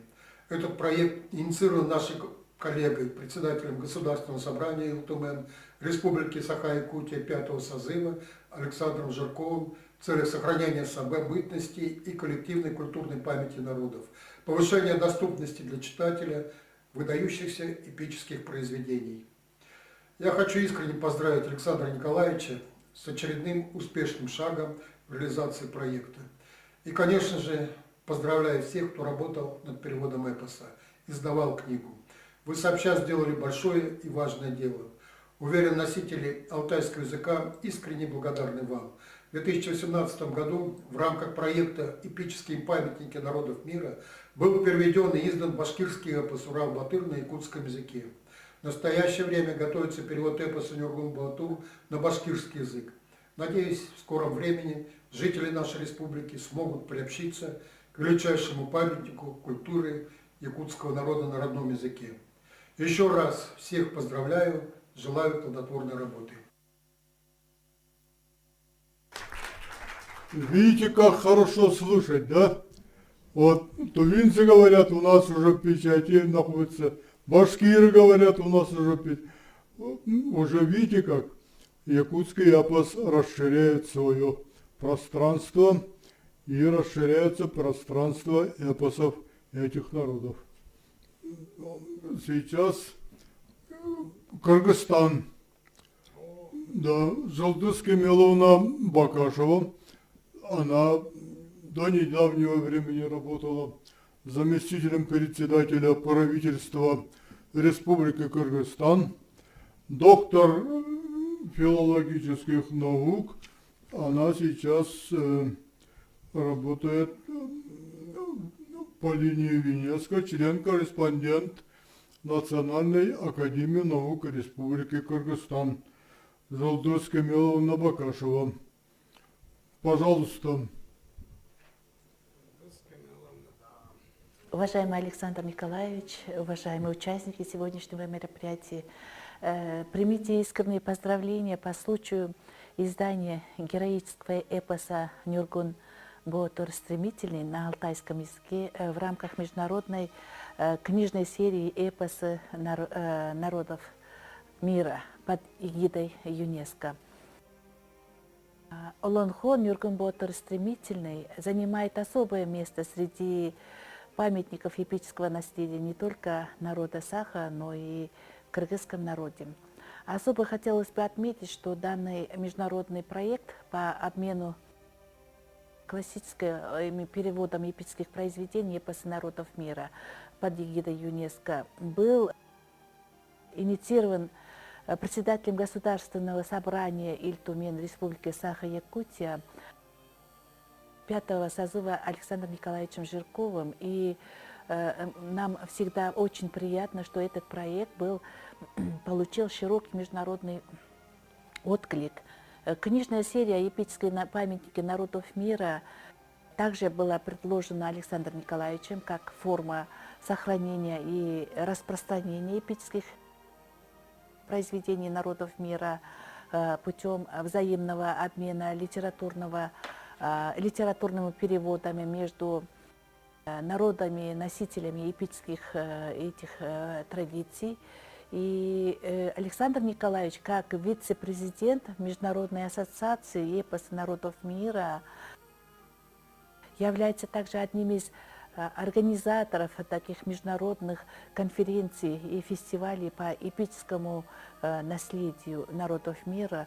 Хочу отметить, что в этом году эпосы народов мира проходила именно в Бишкеке, и по авторскому проекту и под редакцией Александра Николаевича в 2014 году было осуществлено издание эпоса кыргызского эпоса «Манас» на якутском языке и на русском языке, а якутский эпос «Нюргун Ботор» «Стремительный Олонхо» был переведен на кыргызский язык и был издан в Бишкеке. Нам очень приятно, что в конкурсе лучших изданий 2015 года, организованном Ассоциацией книгоиздателей России, эпос «Манас», изданный в Якутии, была признана лучшей и была номинирована за лучшее издание 2015 года, как носящий значительный вклад в диалоги культур народов мира. В Кыргызстане придается огромное значение развитию общего информационного, культурного, гуманитарного пространства между Кыргызстаном и Республикой Саха-Якутия. У нас издавна сложилось прекрасное отношение между нашими народами, отношения братства и взаимопонимания. Судьба связала нас не только таким общим духовно-нравственным началом, но и общественно-политическим. И в этом огромная роль принадлежит, конечно, Александру Николаевичу Жиркову. И благодаря огромному опыту, профессионализму, преданности, заслуженным авторитетом пользуется Александр Николаевич в нашем народе, в Кыргызстане. Его такая благородная, многогранная деятельность направлена на укрепление сотрудничества между нашими народами, сотрудничество не только в политическом плане, но и в гуманитарном плане. И долгие годы наше сотрудничество успешно продолжается и приносит нам всем очень много радостных событий. И, пользуясь случаем, позвольте еще раз поздравить с презентацией нового издания этого героического эпоса «Нюргун Ботор Стремительный». И искренне хочу пожелать Александру Николаевичу и всем участникам сегодняшнего мероприятия жизнеутверждающего оптимизма, неиссякаемого творческого вдохновения, счастливых лет, полных любви и близких. Мы очень глубоко ценим и дорожим нашим личным контактом с Александром Николаевичем. И я искренне хочу пожелать ему крепкого здоровья. И хочу пожелать всем, чтобы все ваши замыслы претворялись в жизнь и нашли поддержку в сердцах людей. Благодарю за внимание.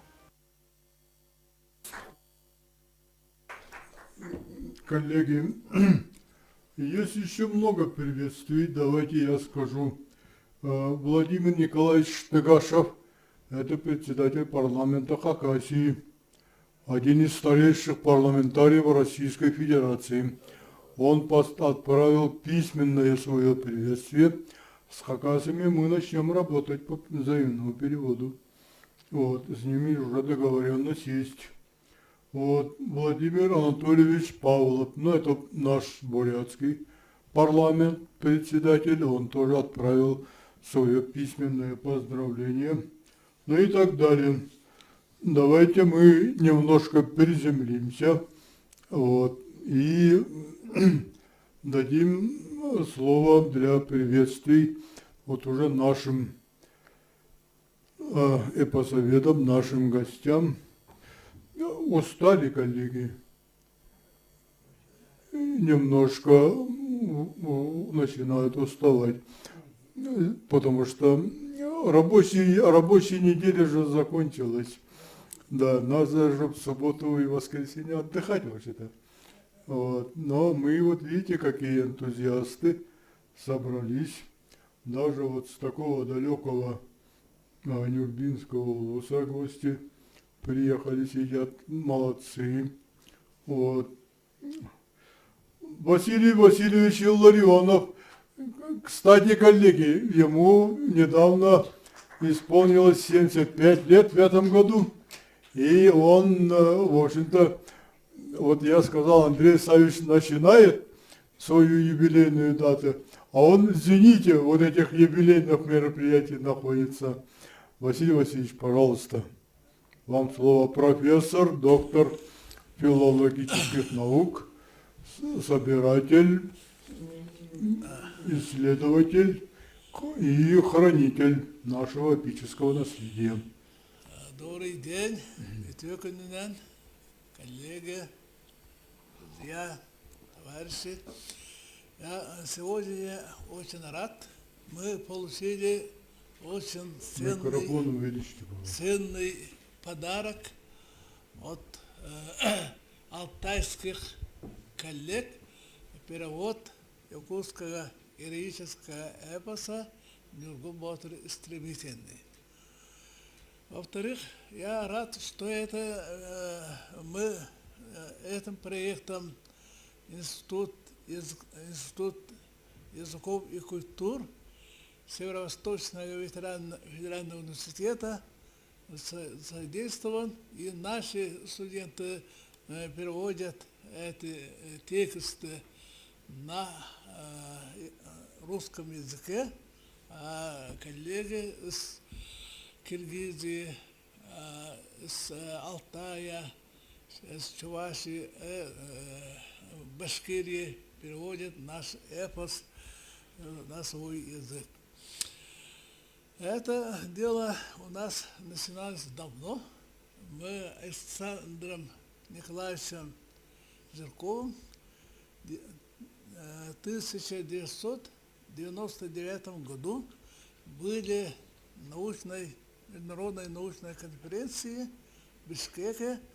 Тогда Александр Николаевич был рядовым или депутатом, но очень хорошо выступил на этой конференции, получил симпатии всех участников конференции. Он знанием дела по эпосу сделал очень хороший доклад.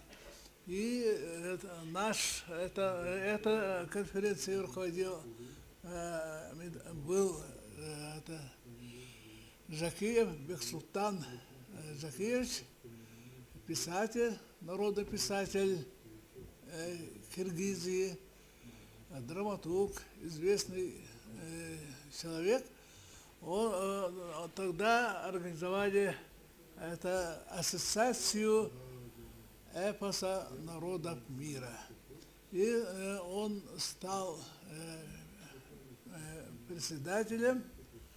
президентом, а Александра Николаевича все участники единогласно выбрали заместителем президента этой ассоциации, и Александр Николаевич честно исполнил доверие участников этой конференции, и до сих пор он является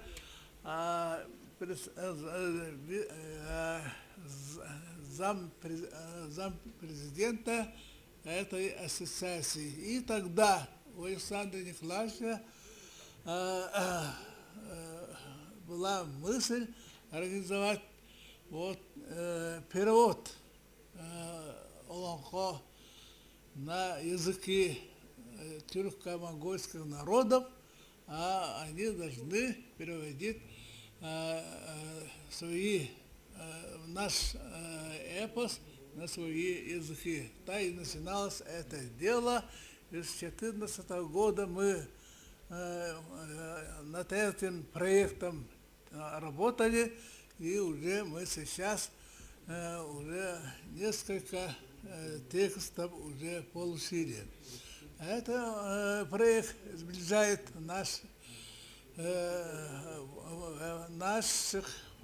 наших коллег. Я знаю, как фольклорист, как эпосовед, знаю этих переводчиков, общаюсь с ними. Вот недавно здесь были с Алтая эпосовед, ученый Конкуров Андрей Алексеевич, и еще из этого Башкирии профессор Хусаинова Куркуль. И они, Гульнур Арвиловна, они тоже на эту тему мы вели разговор. Башкир уже заканчивает, скоро издают эту книгу. Вот. Я просто, это Александром Николаевичем давно так вместе работаем. Я удивляюсь работоспособностью Александра Николаевича, и он хороший организатор, хороший переводчик сам, хороший редактор, сам это контролирует. Я этим делом, на самом деле, очень мало работаю, видимо, да. Поэтому вот алтайские товарищи перевод делали, пока я не получил, но я не сомневаюсь, что перевод у них хороший. Но я хочу ваше внимание сосредоточить, что мы, якутские фольклористы, давно вместе работаем алтайскими коллегами, фольклористами, писателями, учеными. Вот. Первый пример нам показал Платон Алексеевич Оюнский. Он был в дружбе, это Кучьяк Павел Васильевич. Они были очень дружны были, писатели были. И они именно, Кучьяк тоже записал свой родной фольклор и сам литературно обработал, а наш Оюнский был сам хорошим поэтом, лучшим поэтом, и создал именно эпос Нюргун Батыр стремительный. Об этом мы много писали, а потом мы хорошо знаем алтайского ученого, крупного исследователя эпосоведа Суразакова Саймона Сазона, да? Да. Он был в дружбе с нашим аксакалом, нашим фольклористом, основателем нашей якутской фольклористики Георгием Устиновичем Эргисом. И они общались, друг другу писали письмо, и Казагашева Зоя Сергеевна выпустила вот такую прекрасную книгу «Диалог поколений в эпистолярной истории». Здесь вот Зоя Сергеевна очень хорошо передает эти дружеские отношения наших аксакалов, Суразакова и Эргиса.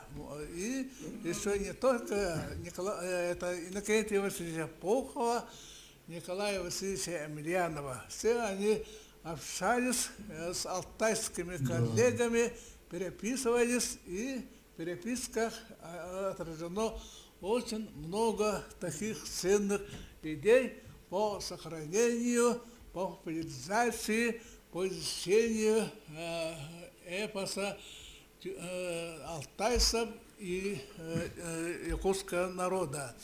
И еще я хочу отметить, вот алтайский героический эпос, это Мадайхара, это как у нас Нюргун Батыр стремительный текст, это текст записал Суразаков, переводил Суразаков, а серии эпос народов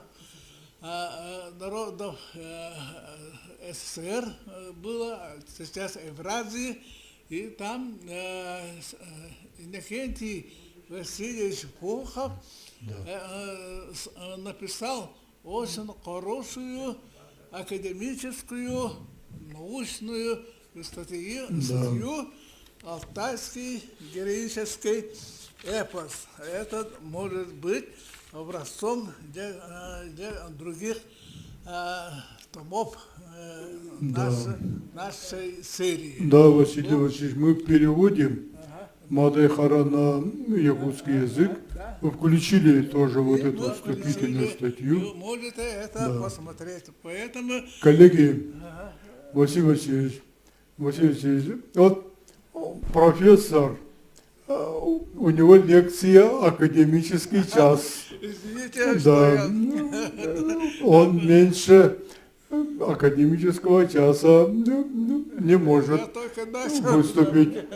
Да, поэтому... Я еще раз поздравляю. Мы очень рады, будем в дальнейшем вместе работать. Спасибо, Василий Васильевич. Благодаря поддержке Александра Николаевича Жиркова, мы, якутские фольклористы, очень много делаем по популяризации, по изучению и по изданию наших олонко. Серия Сахова Турдара, как раз по подобию Суразакова, мы это назвали, Суразакова алтайские батры, а у нас якутские ботры. Сахова Турдара. Тесно работали и будем, молодежь будет тоже продолжать. Спасибо большое. Вот то, что вы сказали о содружестве Платона Юнского и Павла Кучияка. Вот, да, эту тему мы будем сейчас дальше поднимать. Очень важная тема сегодня. Спасибо большое вам. И у Василия Васильевича счастливый человек.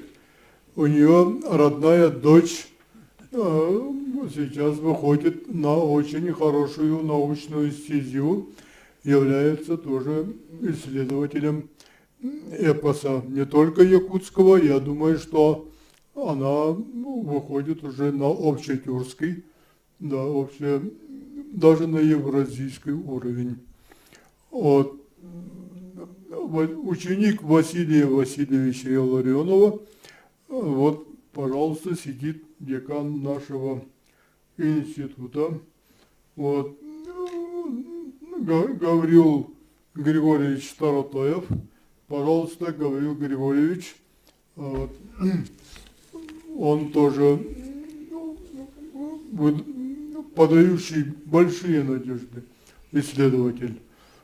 Пожалуйста. Спасибо, Александр Николаевич. Уважаемый президиум, дорогие гости, земляки, өте күнінен күнді доғыттыр, Алтай кежелер, жакчылар.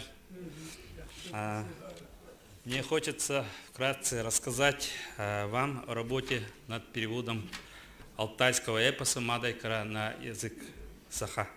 В 2015 году был создан временный творческий коллектив, состоящий из 10 сотрудников кафедры стилистики якутского языка и русско-якутского перевода Института языков и культуры народов Северо-Востока Российской Федерации, Северо-Восточного федерального университета имени Максима Кировича Аммосова. Разрешите представить их сегодняшней аудитории. Многие здесь присутствуют, другая часть подключилась через Zoom. Руководитель временного творческого коллектива, кандидат филологических наук, доцент Васильева Акулина Александровна. Кандидат филологических наук. Ее здесь нет? Через Zoom она подключилась. Кандидат филологических наук Манчурина Лидия Егоровна. Пристаньте, пожалуйста. Лидия Егоровна. Собакина Ирина Владимировна. Герасимова Евдокия Сафроновна. Иванова Сарглана Владимировна. Ефремова Надежда Анатольевна. Таратоев Гаврил Григорьевич. Старшие преподаватели Секова Юлия Александровна. Плотникова Ульяна Романовна. И Винокурова Мария Семеновна. Вот она сидит, Мария Семеновна. Эпические памятники народов мира – это уникальный проект, сближающий наши народы и заставляющий заново, по-новому взглянуть на мудрость предков, духовное богатство наших народов. Мы приняли участие в этом крупном международном переводческом проекте благодаря Александру Николаевичу Жиркову и можем сказать, что прошли непростую школу мастерства. за что благодарим нашего уважаемого редактора, знатока родного языка, историка, ученого. Кроме алтайского эпоса, наша кафедра перевела башкирский эпос «Урал-Батыр», а также в лице Тамары Ивановны Петровой кыргызский «Манас». Перевод, как известно, является средством диалога культур. Когда мы переводили алтайский эпос на родной якутский язык, то нас всех очень сильно увлекало поразительное художественное языковое сходство алтайского эпоса с нашим фольклором. Мадай-Кара, как эпический памятник родственного нам народа, имеет много общего с нашим Олонхо. Это развернутые периоды, синтаксические параллелизмы, в целом вся архитектоника и поэтика эпоса. Наблюдается много общих системных языковых свойств. Это и лексические, и морфологические соответствия, и, конечно же, общетерский синтаксис. Все эти жанровые и лингвистические преимущества помогали нам, переводчикам, в углубленном понимании контекстуального и концептуального ядра алтайского эпоса. Отсюда напрашивается тезис о том, что нам, тюркоязычным специалистам, переводить эпос близкородственного народа намного проще, чем, допустим, русскоговорящим или же англоязычным. Нашей задачей было средством якутского языка передать национальный колорит и традиционные эпические формулы родственной лингвокультуры, стараясь избежать использования знакомых по Олонхо речевых оборотов. И эта задача позволила выработать решения, которые можно применять при переводе любых фольклорно-поэтических произведений родственных тюркских народов. Первое. При передаче национальных реалий ориентироваться на исконное звучание, а не на русский перевод произведения. Второе. При переводе эпических формул, устойчивых выражений, пословиц, поговорок, фразеологизмов и тому прочее, стремиться точно воспроизвести денотативное содержание. И эта работа приводит к тому, что якутский язык, примеряя на себя новые смыслы значения, раскрывает свой потенциал, открывает свои новые грани. Перевод Мадай-Кара на русский язык, выполненный Сазоном Саймовичем Суразаковым, настолько точен филологически, что мы без труда улавливали алтайское в русском и обращались к алтайскому оригиналу, чтобы также уловить и постараться воспроизвести тюркское звучание переводимых единиц. Некоторые лексемы можно угадать и понять, и без перевода можно. Например, алтайская талай, наш далай, юрт, сурт, мерген, берген, кызыл орт, кыгыл өрт и так далее. Так происходил у нас диалог культур, радостное узнавание своего в чужом, чужого в своем. И вот таким образом происходило знакомство и сближение с алтайской культурой. Думаю, те же самые чувства переживают и все читатели нашего перевода. В век глобализации и цифровизации мы все находимся перед угрозой ассимиляции и даже исчезновения наших языков и культур. И в этом противостоянии возрастает роль профессиональных переводчиков. Переводчик – это медиатор, способный донести смыслы, разъяснить культурные уникалии и даже зафиксировав на другом языке вербальный текст своей культуры, сохранить его для потомков. Кроме того, перевод является средством поддержания государственного статуса региональных языков. Ему должно придаваться большое значение языковой политике государства. Пользуясь тем, что сегодня мероприятие проходит на очень высоком государственном уровне, я хотел бы поднять проблему поддержки переводческой деятельности. На наш взгляд, для того, чтобы переводческая деятельность внутри страны развивалась и вносила свой неоценимый вклад в сохранение языков и культур, в поддержание чувства собственного достоинства народов и в соблюдение социальной справедливости, необходимо обратить внимание на следующие вопросы. Первое. Должна быть профессиональная подготовка переводчиков на языки народов России. С марта 2021 года наша профессия официально существует в России. Я говорю о том, что был утвержден профстандарт «Специалист в области перевода», в котором указано, что в число компетенций специалиста в области переводчика входит знание родных языков, иностранных языков или языков народов Российской Федерации или языков малых народов.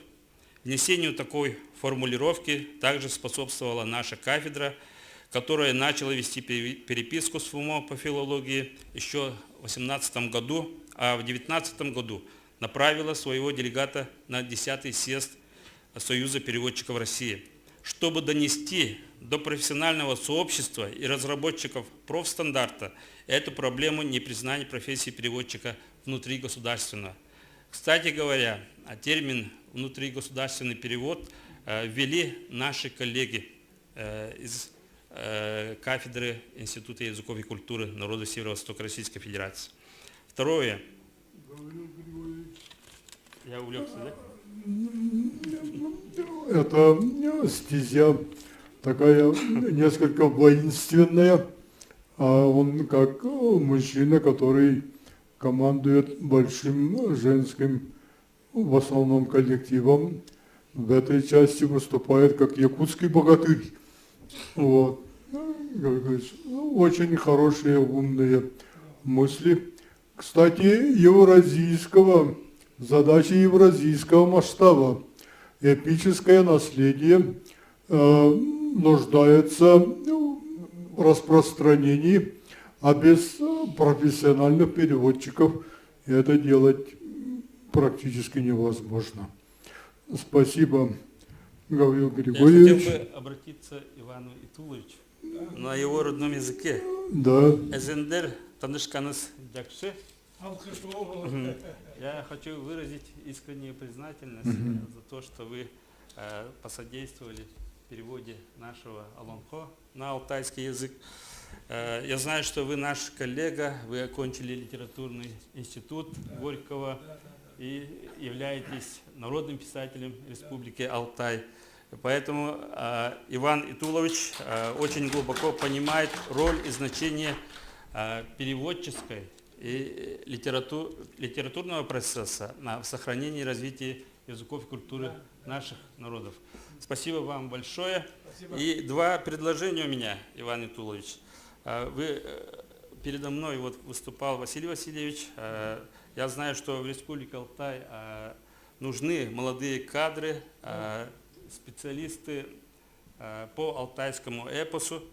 Мы бы предложили вам такое, чтобы вы нам отправляли своих ребят, Алтай-Кажилер, чтобы они отучились у нас, у известного эпосоведа, и обратно вернулись на родину. Хорошо, Дякши, обязательно, спасибо. И второе, обязательно воспользуемся. Да. В нашем институте функционирует единственная в России кафедра.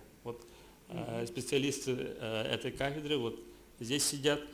Мы бы могли подготовить хороших специалистов по русско-алтайскому переводу. Отправляйте также своих. Спасибо, божественный дар будет для нас. Спасибо вам. Надеюсь, что эти два предложения заинтересовали вас. Да, спасибо. Ага. Буян Болзын. Спасибо. И в конце, Александр Николаевич, я хочу вам вручить наше благодарственное. Большое спасибо. Коллеги,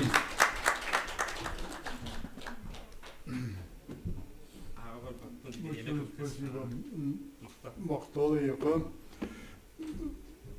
А алтайские наши коллеги могли бы принять якутских студентов, чтобы наши там обучаются, кстати, есть у нас целенаправленно по языку сделать такой официальный взаимный обмен, и чтобы те работали, и наши тоже работали. Надо всюду, где только возможно, создавать школу эпических переводов. Без этого нам не обойтись. Это задача архиважнейшая. эпический перевод – это не перевод прозы или даже не поэтический перевод. Это совершенно другое направление, совершенно другой жанр. Тут надо иметь эпическое мышление, дух эпический. Только тогда получаются хорошие профессиональные переводы. Это было заложено в течение десятилетий в Институте мировой литературы имени Горького. К сожалению, потом его растеряли бездарно. Надо его восстанавливать. Вот, коллеги, мы закругляемся. У нас издателем вот всех наших переводов мы целенаправленно избрали издательство «Бичик», потому что это наиболее ответственно относящееся к языку издательства. Вот. Валерий Николаевич Луковцев здесь присутствует. Я вижу, вот Владислав Давлонов сидит, укрывшись маской, но все равно его видно. Вот он сейчас редактор нашего журнала «Полярная звезда». Вот. Ну, талантливый человек, увлеченный, и тоже оказывает нам большую поддержку. Валерий Николаевич, мы даем вам слово с одним небольшим условием, не более 3 минут. Я знаю, ты большой оратор, но давайте. Искусство ораторского мастерства заключается в том, чтобы несколькими словами завершить свою мысль, которая бы потом людям запомнилась надолго. Вот так, пожалуйста. Дорогие гости, дорогие Александр Николаевич, и наши уважаемые участники сегодняшнего очень интересного мероприятия. От имени национальной компании «Аяр», ныне «Бичик» называется «Аяр», и от имени Августа Васильевича, руководителя, разрешите сегодня всех поздравить с таким знаменательным событием, что наш Нюргун Ботор заговорил на алтайском языке. Это очень счастливый момент. В Казахстане работает доктор филологических наук, уйгур по национальности Алымжан.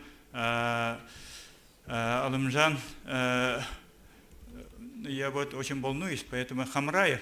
И он когда преподавал в вузах Казахстана и Кыргызстана, он специально подготовил программу для изучения эпосов тюрко-монгольских народов. И у него вот такое убеждение. Олонхо, он говорит, вот после долгого изучения, Олонхо это самый начальный вариант всех эпосов тюрко-монгольских народов. Он так говорит.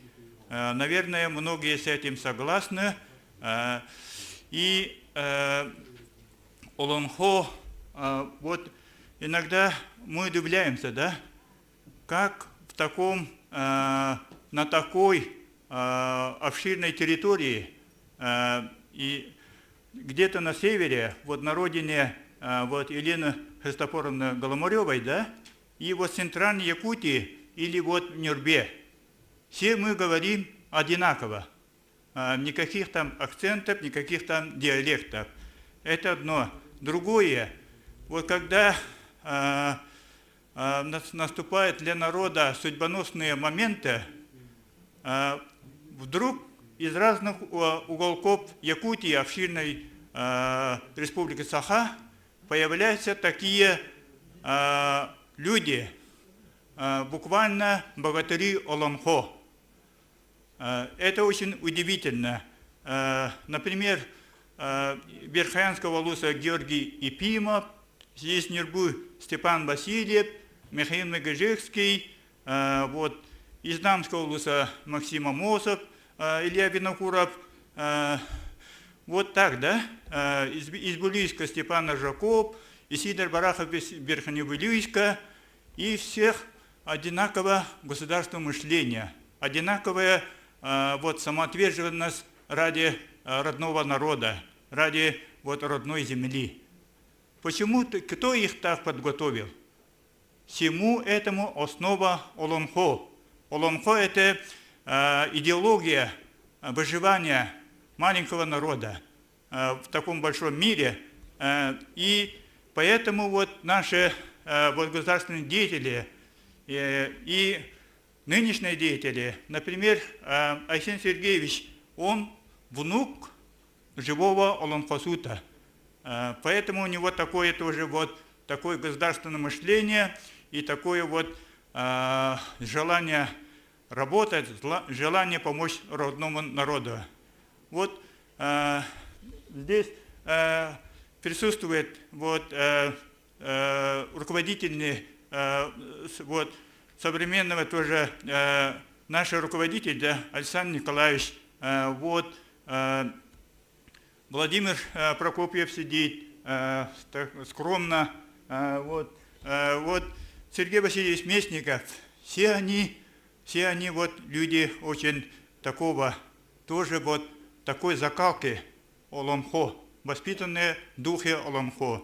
Вот Елена Христофоровна, она вот тоже воспитанная в духе Олонхо и этот венкийского эпоса. Поэтому они такие вот несгибаемые. И вот когда надо для народа что-то сделать, их ничего не останавливает. Вот поэтому...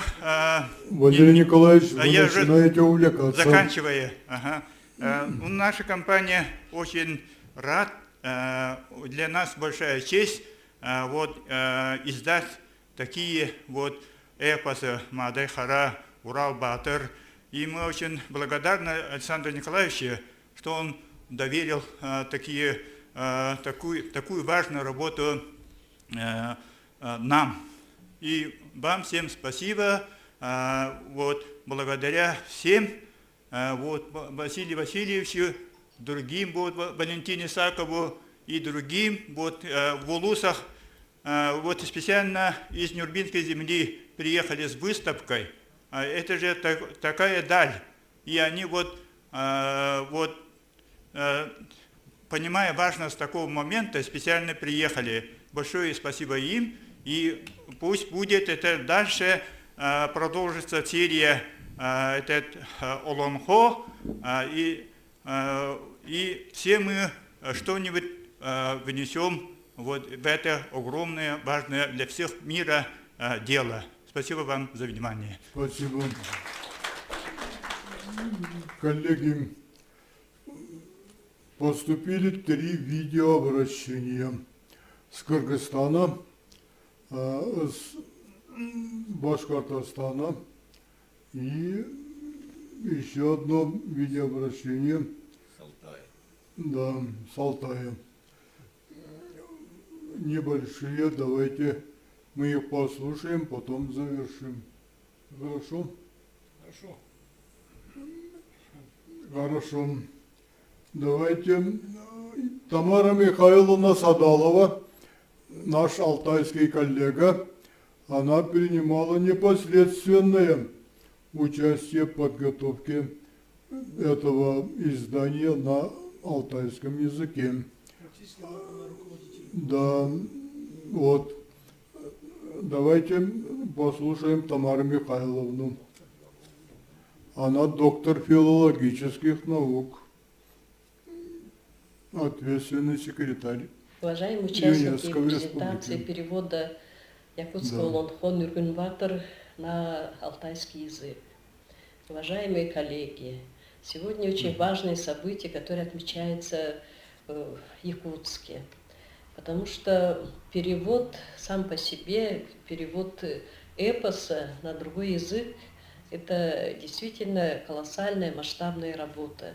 В связи с этим нужно сказать, что перевод на алтайский язык, он осуществлялся через русский язык, через перевод выдающегося, нужно сказать, переводчика Державина, который был отмечен в свое время Иннокентием Пуховым как один из лучших переводов на русский язык якутского лонхо. Перевод на алтайский язык осуществлялся нашим известным журналистом Борисом Васильевичем Куртиным. Человек работал над этим переводом в течение нескольких лет, и мы рады, что эта работа была завершена в прошлом году, и удалось издать данный перевод. Мы не стали менять название самого эпоса Нюргюн Батор, потому что вообще в целом в эпосе нельзя делать какие-то изменения, тем более в именах героев. Погружение в текст эпоса, именно как редактора, мое состоялось тоже очень в таком активном, концентрированном режиме, можно сказать. Даже в течение определенного времени чуть ли не каждая строка сверялась с русским переводом, искались аналогии в самом оригинале. Вот самое важное, что удалось переводчику, это попытка погрузить или передать язык якутского лонхо на эпическом языке алтайских героических сказаний. Он активно использовал аллитерацию, активно использовал очень много таких архаических идиом, выражений, устойчивых предложений. Иногда даже какие-то вещи, они буквально совпадали с якутским текстом. Поэтому строка в строку, и при этом выяснение семантики, выяснение основ всех каких-то событий, которые происходят в эпосе, это очень такая исследовательская работа. И исследовательская работа, которая не ограничивается временем. Огромную помощь оказало нам примечание Пухова, которое послесловие в русском переводе прилагается, где иногда абсолютно такие вещи, которые непонятны для современного читателя, они даны пояснения, и мы в таком же буквальном переводе оставили в алтайском издании. Вообще взаимопереводы, переводы текстов народов, которые обладают этим уникальным наследием, это очень благородное дело. И я думаю, что вот та инициатива, которая сегодня проводится по линии якутских, по проекту якутских исследователей, вообще якутских сподвижников Олонхо как памятника человечества, это очень необходимая работа и имеет очень долгую жизнь. Поэтому я поздравляю снова участников этой презентации и считаю, что это только начало очень большой и широкой дороги. Спасибо. Спасибо. Коллеги, сейчас президент Международной ассоциации моносологов, это Кыргызстан, Талантайлы Алимбекович Бакшиев. Он недавно гостил у нас в республике на юбилее Василия Васильевича Никифорова. Вот, пожалуйста, включите экран. Хочу сказать по поводу сотрудничества двух наших народов. Если мы не будем брать, скажем, политический аспект, мы как близкие народы, как родственные народы, народы Кыргызстана или кыргызский народ и якутский народ. В этом случае, я думаю, что в первую очередь вот этим мостом мог бы послужить именно культура. У нас очень много общего в этом отношении уже сделано. мы имеем общую, схожую ситуацию по изучению эпосов наших народов, сказительского искусства. Мы уже на руках имеем переводы наших эпосов на якутский, на кыргызский. И я думаю, что в будущем при сближении и сотрудничестве, взаимосвязи наших народов именно культура и духовность может послужить и стать таким вот крепким мостом. Везде и во все времена именно культура являлась первым шагом для сближения тех или иных народов. И в этом отношении мы уже на стадии, скажем,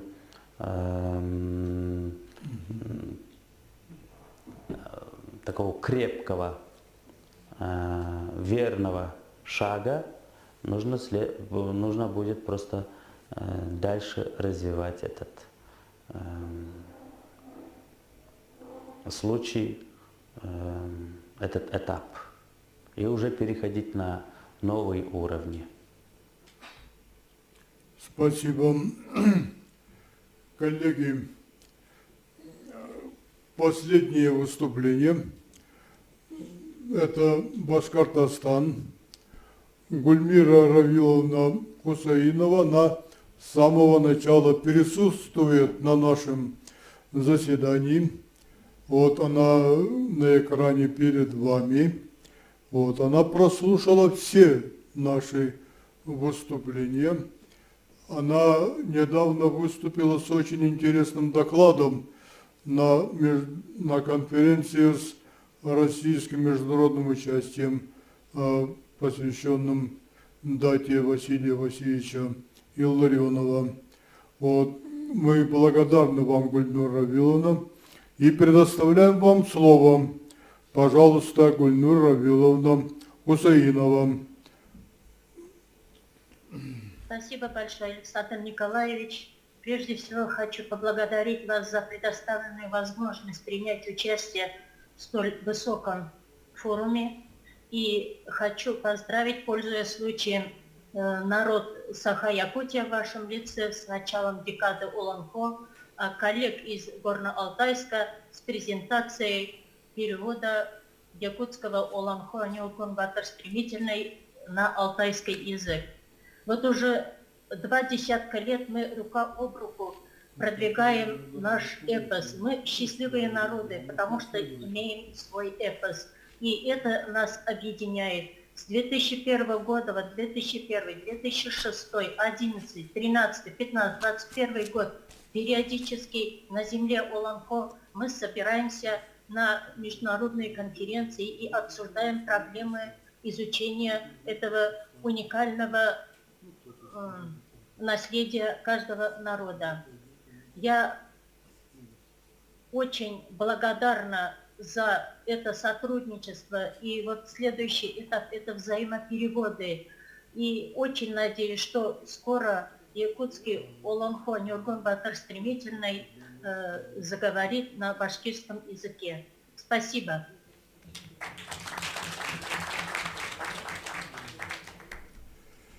Большое спасибо. Вы очень выносливый человек, как и подобает настоящему исследователю нашего сегодняшнего мероприятия. Вы поступали как завершающий лектор. Это особое уважение. Якутский эпос скоро увидит свет на башкирском языке. Большое спасибо, Гульнур Равиловна. Коллеги, мы завершаем. Я вижу по глазам, есть люди уставшие, но есть люди, которые желали бы еще выступить И если бы дать слово, они бы вышли и выступили очень красивыми, хорошими мыслями. Потому что это люди увлеченные, люди погруженные, люди призванные. Вот. Это в этом их отличительная особенность. Я благодарю наших коллег, депутатов, заместителя председателя парламента нашей республики Антонину Афанасьевну. Вот. Ее земляки сегодня здесь присутствуют. Выставку они сегодня нам показали.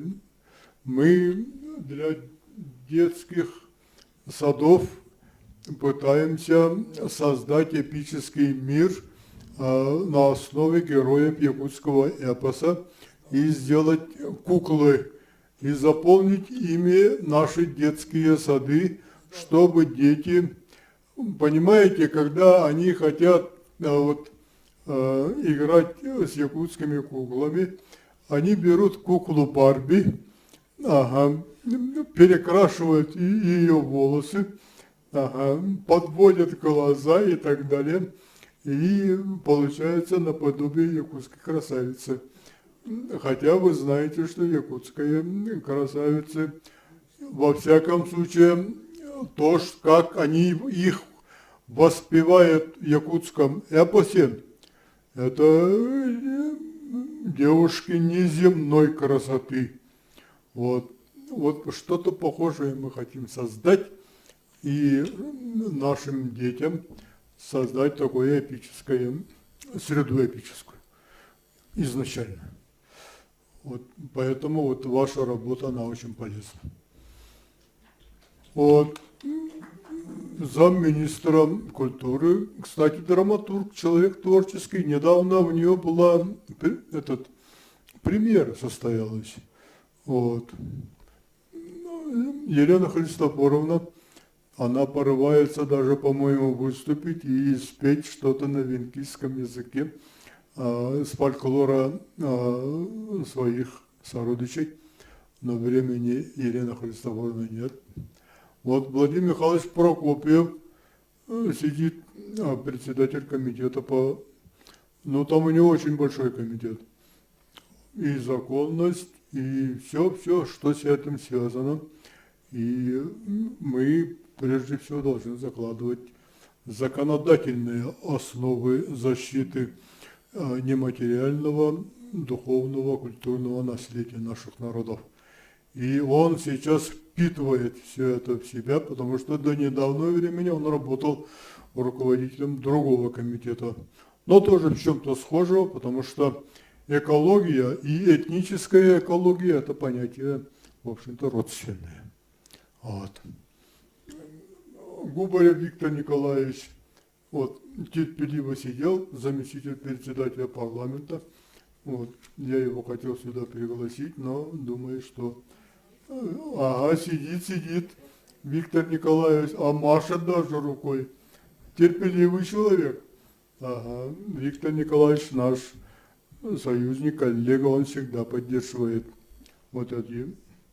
Виктор Николаевич, я вижу ваши руки, можете дальше не махать. Спасибо вам за присутствие. Вот так. Давайте мы сейчас все вместе коллективно сфотографируемся.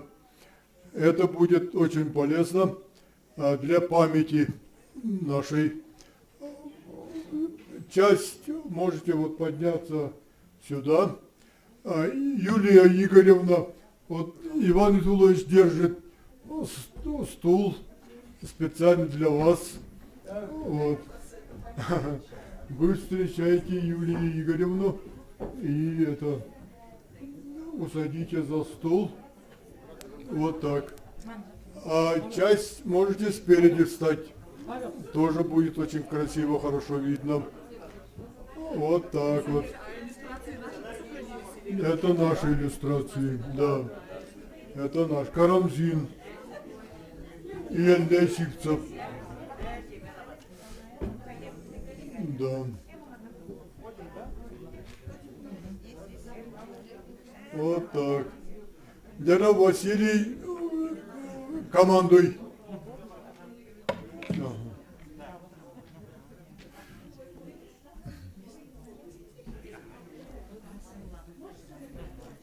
Василий, командуй. Маски снимите все, пожалуйста. И спрячьте. С подбородков тоже снимите, а то некрасиво смотрится. Ага. Так, все, смотрим сюда, я всех вижу. Ага, внимание. Смотрим сюда. Раз, два, три. Вот одна девушка решила маску не снимать, но это ваше право.